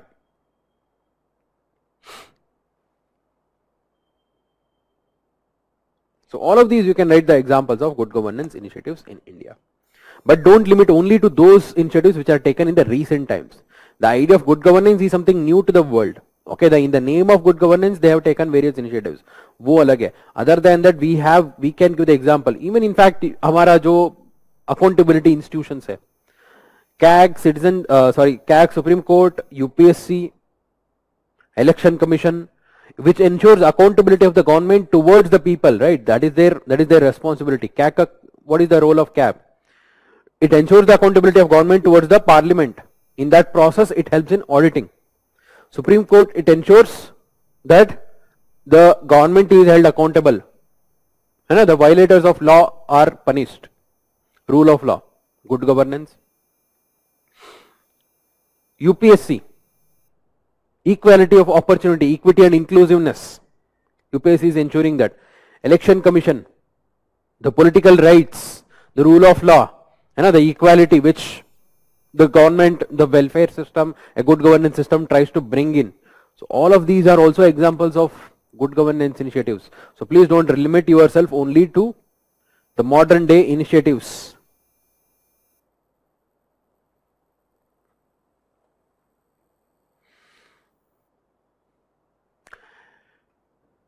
In India, Good Governance Day is celebrated on. When is Good Governance Day?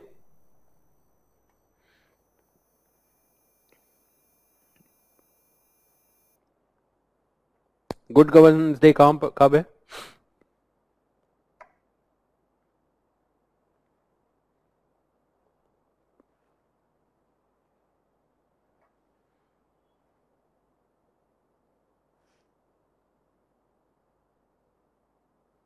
Yes, it's on 25th of December. To recognize the contribution of Sri Atal Bihari Vajpayee, that is his birthday. Okay, and the birthday of many other great people.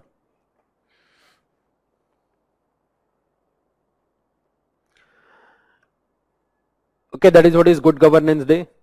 There is also Good Governance Index in India.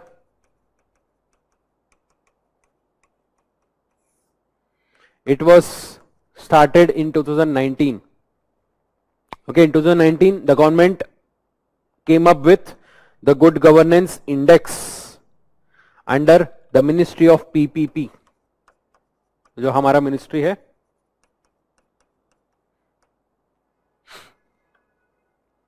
Ministry of PPP. So what is this index trying to achieve? It reports, it gives the comparative analysis of various initiatives taken by the state governments and ranks them based on those initiatives. What is the status of governance in those states and what is the impact of those initiatives, whether those initiatives have been successful or not. Okay, it will rank all these states based on their performance in the initiatives of good governance, and it has classified into 3 different parts. Okay, 3 different categories में rank करता है क्योंकि it is not justifiable to compare one big state with another small state, one state which has resources with another state which has no resources. That's why it has categorized into 3 different states, 3 different groups. One is all the big states, जो बड़ा states है. Second one is northeast and hilly states, second groups, and third one is union territories. It ranks all the states under 3 categories: big states, second northeast and hilly states, and third one is union territory. Overall, it tries to provide the effectiveness of governance initiatives in these states and gives a comparative analysis by ranking them. Okay, एक rank देगा, उससे we can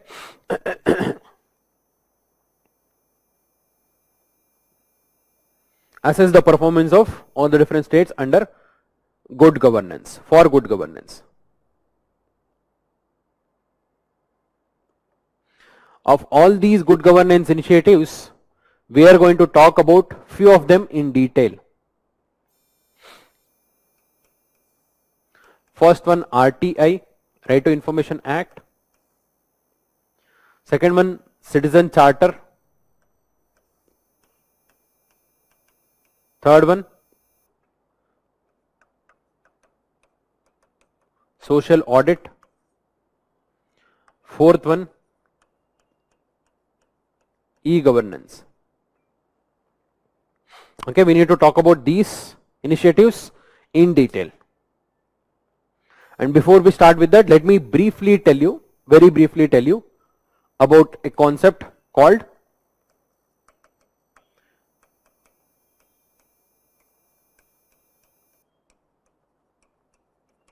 minimum government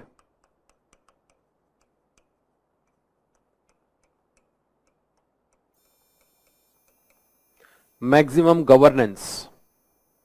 Minimum government, maximum governance. So one of you were talking about this, saying this is a good governance initiative. Yes, this is of course a good governance initiative. So what do you mean by minimum government and maximum governance? Can somebody tell me?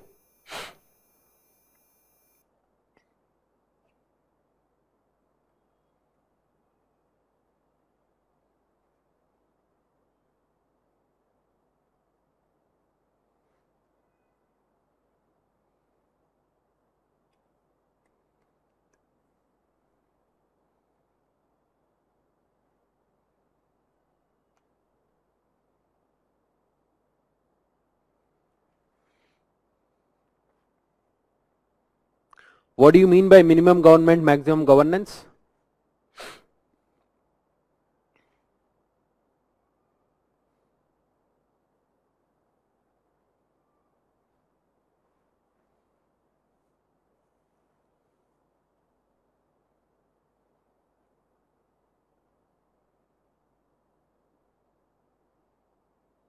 No, it is not about business involvement, or it is not related to the private or market interference.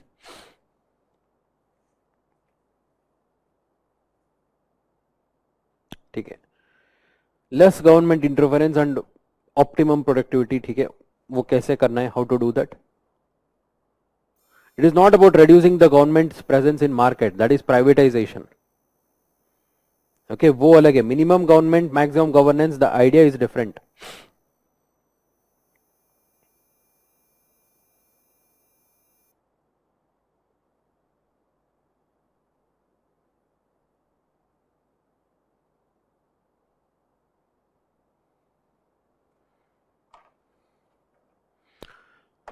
Chalo, we'll talk about this. There is some confusion regarding this. Let me just clear this. Minimum government का मतलब क्या है? What do you mean by government? Government are basically the people with power.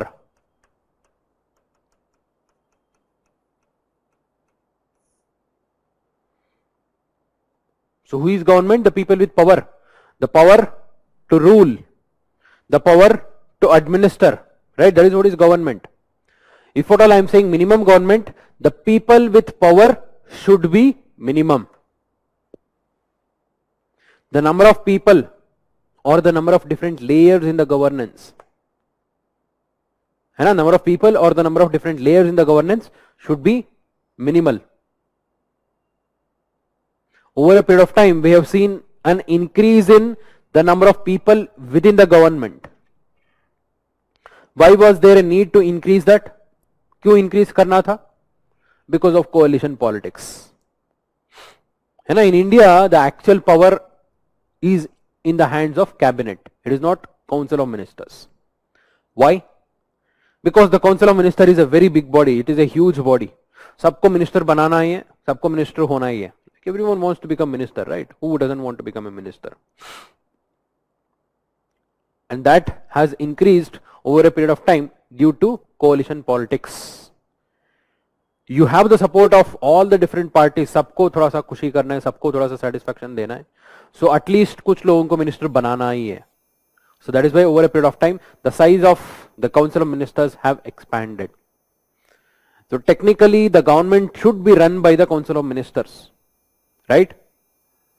So the council of ministers have become so big that over a period of time, they cannot meet together as a single body. इतना बड़ा हो गया. So इसलिए there are only few important ministers who are called as cabinet ministers. They act as a cabinet and they take the decision. Otherwise there is no definition of cabinet. Okay, we know that it is only mentioned after the amendment. है ना, emergency provision में जो amendment आया था, so after the recommendation of the cabinet वहीं पे mention है. Otherwise cabinet mention नहीं है. नहीं था in the constitution. So it is the cabinet which handles the decision of the government. But over a period of time, there were more aspirations from the ministers to become cabinet ministers. Cabinet ministers भी ज्यादा हो गया. I'm just taking one example within the government कैसे होता है, okay, in the context of ministers. So cabinet ministers भी इतना ज्यादा हो गया, over a period of time they could not meet as a single body and take decision. Cabinet भी इतना बड़ा हो गया. So then comes cabinet committees. Okay, then comes cabinet committees. On a particular matter, only few of the cabinet members will meet together and they will decide. And whatever they decide, that is the decision of the cabinet, and that would also be the decision of council of ministers, unless overruled by the prime minister or the council of ministers. So finally आया हमारा cabinet ministers, sorry, the cabinet committees. So during the UPA period, the cabinet committees have increased. There were 8 to 10 cabinet committees. The overall size of the coalition has become so big that they had to accommodate so many number of ministers and cabinet ministers, so cabinet committees bhi बढ़ा दिया. Okay, basically power centers, the people having power. So when the next NDA government came, they said, okay, we are going to have a least number of cabinet committees. Okay, बहुत सारा cabinet committees को हटा दिया. So that is one thing. You can also talk in terms of various ministries and departments. इतना ज़्यादा ministers हो गया, they had to create multiple ministries and multiple departments with the same function. One function is divided into multiple ministries. For example, drinking water. Drinking water comes under water resources ministry. It also comes under rural development ministry. It also comes under drinking water ministry. है ना? Like that. Transportation is divided into railways, highways, airways, civil aviation अलग है. So like that, there are multiple different segregation. Okay, for the efficiency, if you are doing it, it's fine.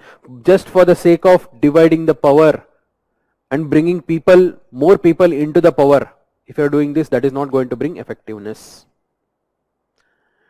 So that is when the idea came, okay, let's make the government itself minimum.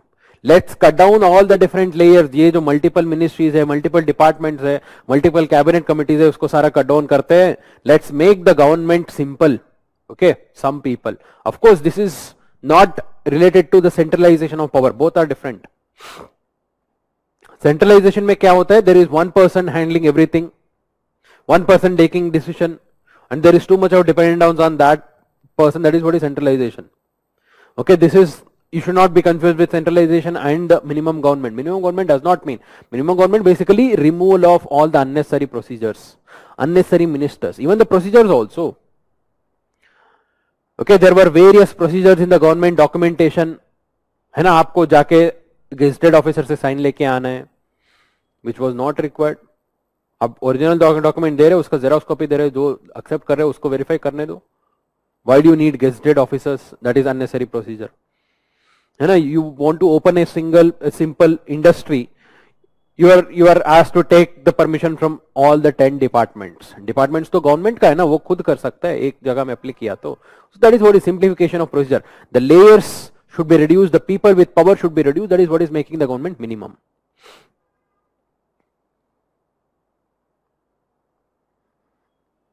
Maximum governance is to increase the effectiveness of governance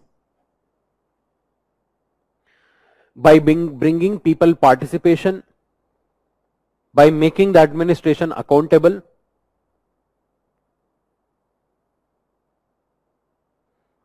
है ना, by making the governance technology dependent, that is e-governance, है ना, simple, fast, फटक से काम हो जाता है. For example, DigiLocker. Take the example of DigiLocker. Have you heard of DigiLocker? You can store all your government certificates over there. Okay, driving licence हो गया, वोटर आईडी हो गया, आधार हो गया, कोई भी व्हीकल रिलेटेड डॉक्यूमेंट, बहुत सारे डॉक्यूमेंट वहां पर डाउनलोड करके एक जगह में रख सकते हो. You just need an app.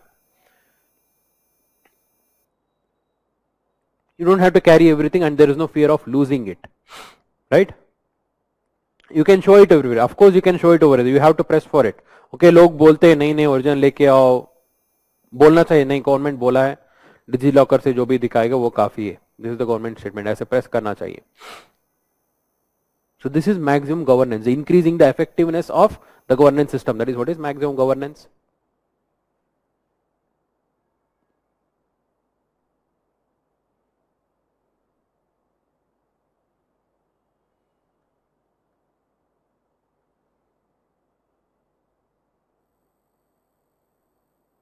Okay, you can write down what is minimum government, maximum governance. To keep the people with authority to govern, to keep the people with authority to govern, minimum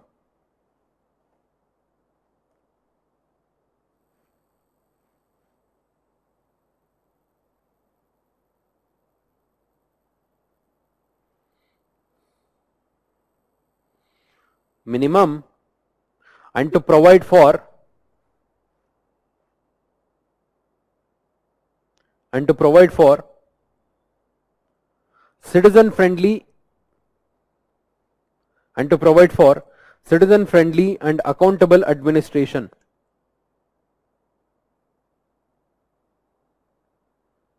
Citizen friendly and accountable administration.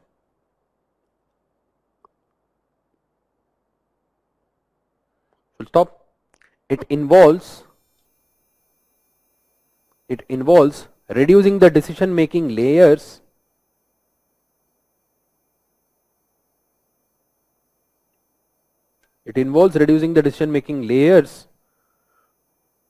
to minimum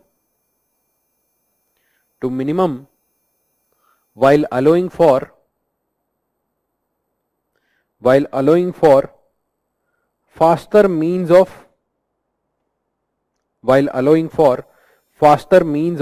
information dissemination.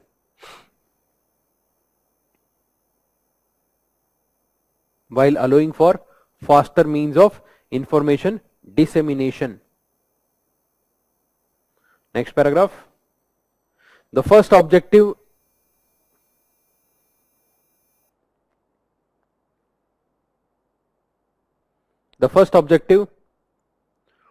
can be fulfilled by various initiatives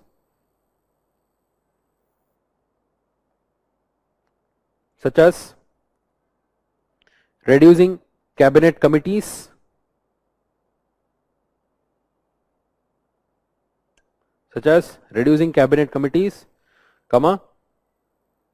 merging of similar departments and ministries,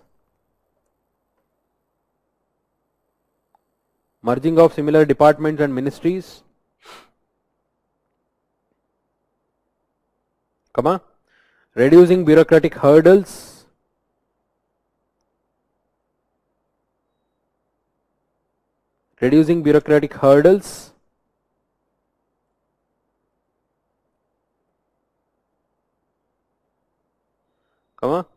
identification and cut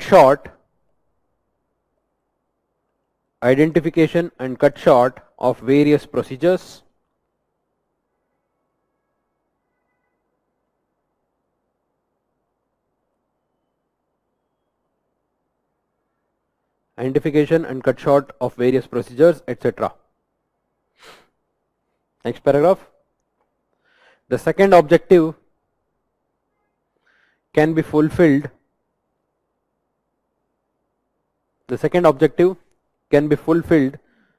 by the use of technology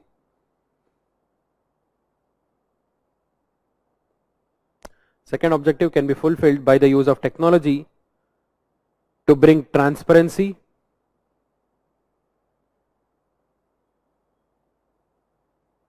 and robust governance,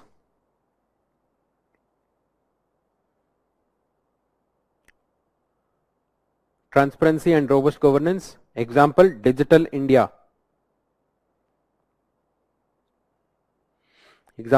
Digital India.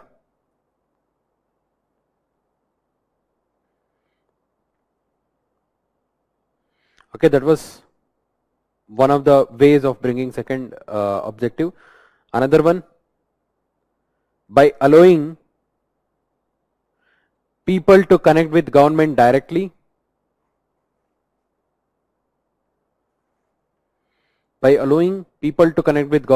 government directly, digital empowerment and participative governance. Example DigiLocker, DigiLocker, then mygov.in, mygov.in. So have you heard of this mygov.in? It's a website where you can go and give your suggestion. यहाँ जाके आपका कोई भी suggestion, कोई भी department, कोई भी programme, scheme, जो भी गवर्नमेंट रिलेटेड आपका ओपिनियन है, फीडबैक है, यहाँ पर दे सकते हो. Okay, it is the way of connecting with the people.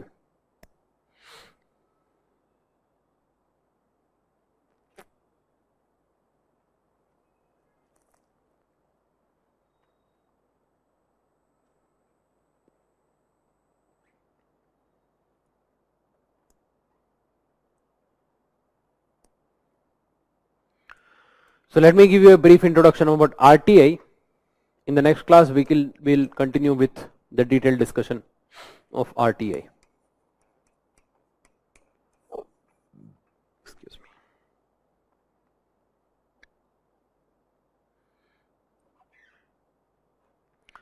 So for this, you can read the first report of second ARC. Second ARC का जो first report है, that is totally based on RTI. Okay, if you have time, you can go through the entire report. If you don't have time, just highlights, okay, just the basic ideas, the concepts which are discussed in second ARC, that should be followed.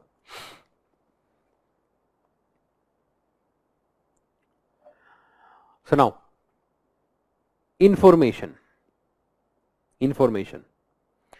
Thomas Jefferson.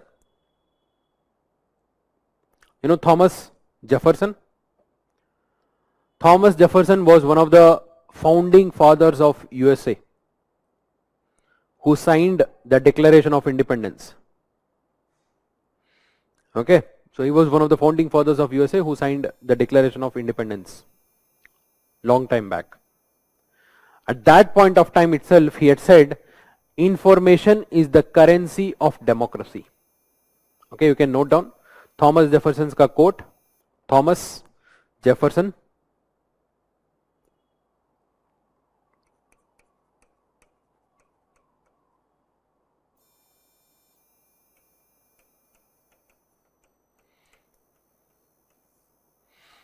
Thomas Jefferson, who is one of the former founding fathers, okay, former hata do, he was one of the founding fathers of USA and signatories of Declaration of Independence. Information is the currency of democracy.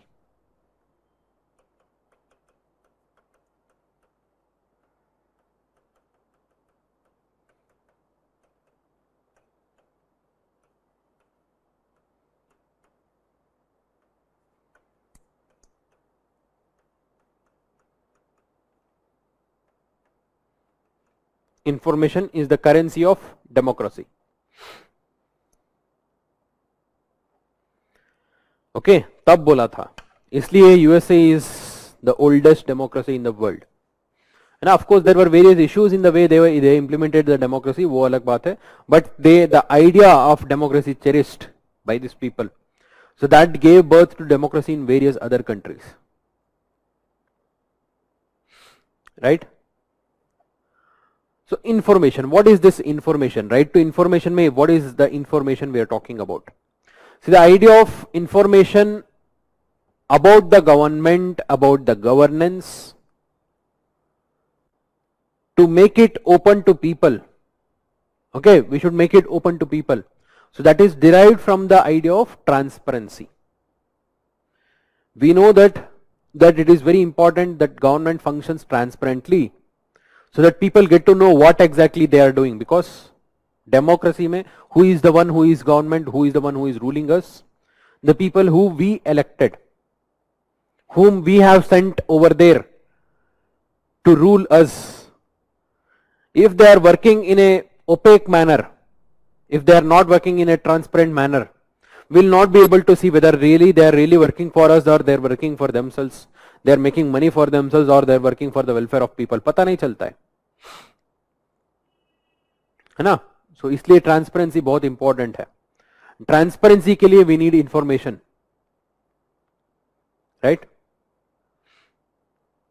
So right to information as an idea talks about the right of the citizen to know about the information from the government. Whatever the information related to the government, the citizen have the right to know about it. That is the idea of right to information.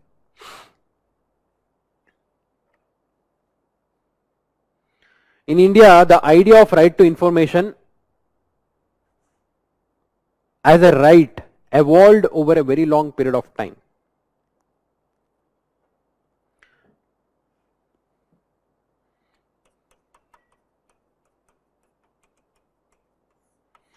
One of the earliest reference to right to information in India can be taken from the Universal Declaration of Human Rights. Okay, keep writing.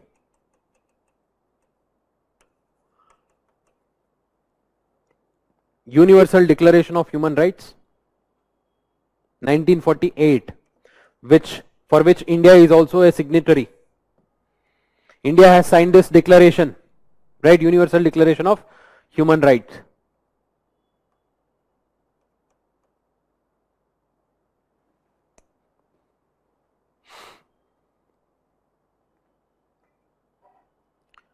In this declaration, it is specifically mentioned that right to seek information is a human right.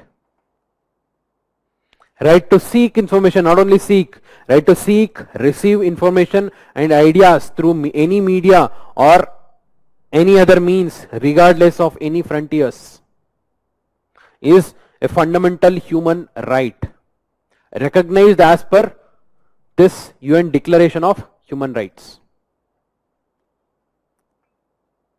India had sign this long back, but इसको implement नहीं किया था बस, but पहले ही हमने sign करके रखा था. The first reference in the modern world, modern day, क्योंकि ब्रिटिश रूल तो पता है इट वाज टोटली ओपेक, वहां पर तो कुछ ऐसा कुछ नहीं था कि आरटीआई होगा, rather than that there were more laws which were inhibiting the information.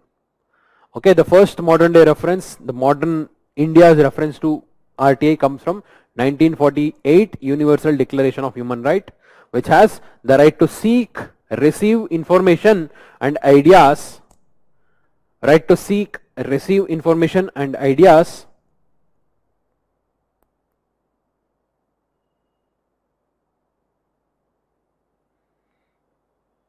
right to seek, receive information and ideas through any media,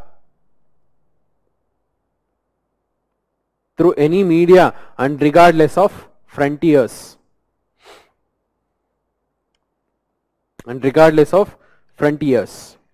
So that was the first reference to right to information in India. The second reference, 1975, Raj Narain versus State of UP. This is a landmark case in Indian political history. Raj Narain versus State of UP. Can somebody tell me what is the significance of this case?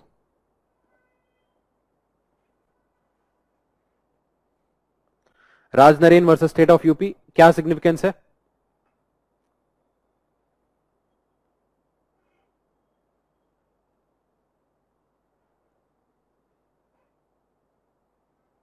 RTI का significance मैं बता देता हूं. Other than that in the political history this is the landmark case. क्या significance है इसका?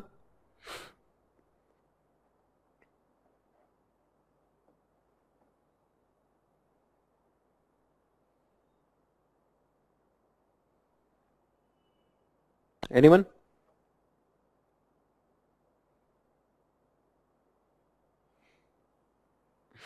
Yes, it was about Indira Gandhi's election. He did not win against Indira Gandhi in election, but he won the case against her. Okay, this is Raj Narain. Raj Narain was the person who contested against Indira Gandhi, and he filed a case after the election. Of course, after losing the election, he said that there was malpractice in the election. Okay, इसके वजह से Indira Gandhi was declared, and finally all the different events led to the culmination of imposition of national emergency in India, which is considered to be one of the dark days in the Indian democracy. ठीक है, that was the case. So in this case, while arguing about the case, so basically case में क्या था? So he was arguing that the opponents, that is Indira Gandhi, was using the government machinery for her election campaign. Okay, so at that point of time it was not well established as the demarcation, but he filed a case saying that she was using the official machinery. जो prime minister का post होता है, उनका जो officials होते हैं, उनको election machinery में इलेक्शन कैंपेन के लिए यूज किया था. So when it was being argued in the court, they asked about the details of the officials who are involved, है ना, all the expenditure, वो सब details पूछ रहे थे, and the opponent, the lawyers who were fighting for Indira Gandhi, they were saying कि नहीं, हम ये नहीं बता सकते, it is something related to the security of the prime minister, तो ये नहीं बता सकते. At that point of time, the court said the people have the right to know every public act. The people have the right to know every public act, and the people cannot speak unless they know. है ना? Having said this, it said आपको information देना ही है. Okay, that you have to disclose the information. So that was the first time when the court clearly made a statement saying that the people have the right to know every public act, and the court also said that the right to information is part of Article 19. It is embedded in Article 19. Okay, this is what it said. People have the right to know. It is RTI, right to information, is embedded in Article 19. है ना? Where we are talking about the freedom of speech, expression. Without knowing something, you cannot express something, right? You cannot speak and express without knowing. तो इसलिए ये जरूरी है, आपको बताना ही पड़ेगा. So that was the first reference by the court in this case. Okay, 1975 Raj Narain versus State of UP. In that, the court said people have the right to know every public act. People have the right to know every public act,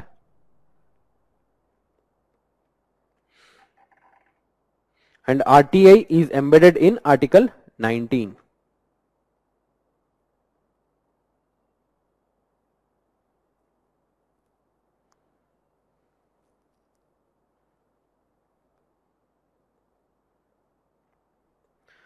So that was the first time. Other than that, in 1988, in 1988, another important, 1986, Mr. Kulwal versus Jaipur Municipal Corporation. Mr. Kulwal versus Jaipur Municipal Corporation. In this case, Supreme Court in 1986 said that right to information is clearly part of the freedom of speech and expression. The freedom of speech and expression under Article 19 clearly implies right to information. इसके ये statement भी court ने दिया था in this particular case. Case कौन सा है, क्या है, ये इतना डिटेल में जाने का जरूरी नहीं है. Just remember this. This is how the right is evolving. And finally, the most landmark case. It is ADR versus Union of India, 2002.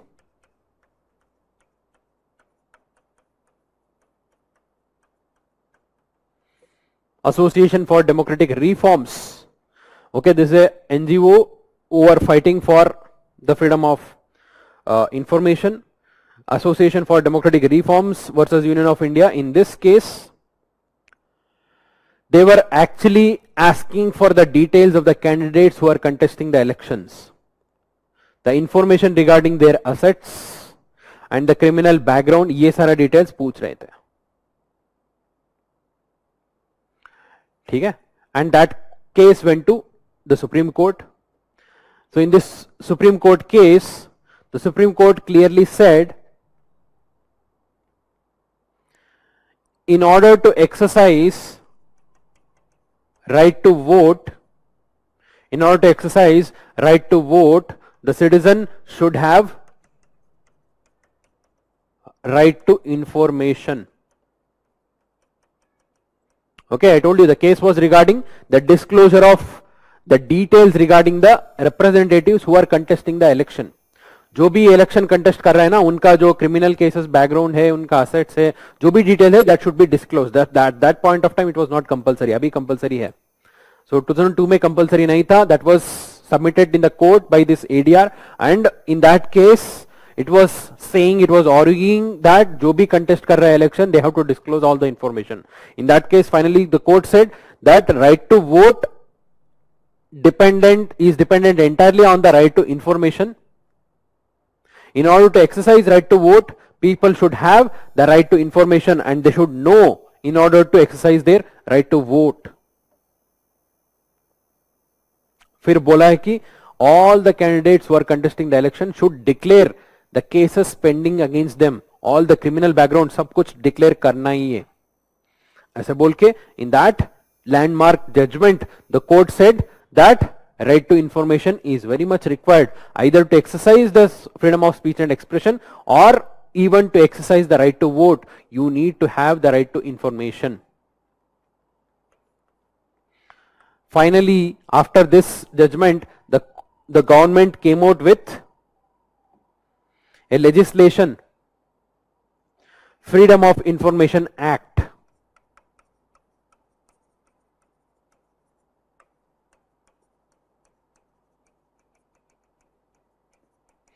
In 2002. Freedom of Information Act in 2002. Yes, this is the act which was there before RTI. And the difference you can see that here it was just mentioned as a freedom.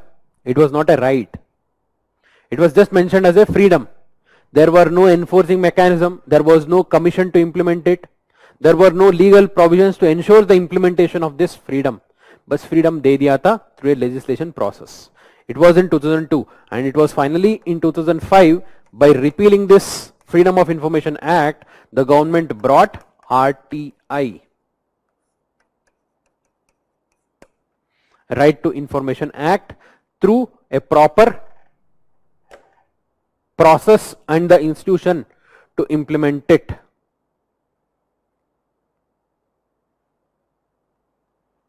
And that is how RTI evolved in India.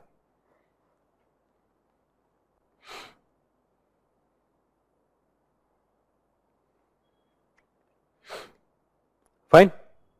In the next class, let's see what are the various provisions under RTI and what are the issues associated with RTI, Right to Information Act के अंदर क्या क्या issues है, and what are the recommendations given by second ARC in this context, how to make it better, and if there are any recent amendments, recent changes जो भी है, ये सारा discuss करेंगे in the next class. So along with that, we'll also discuss what is citizen charter, what is social audit, and if time permits, we'll also take up e-governance. Any doubts here?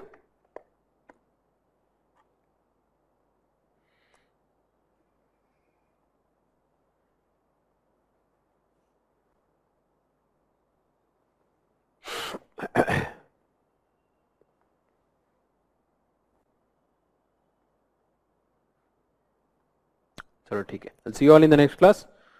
So please revise once and come. Thank you very much.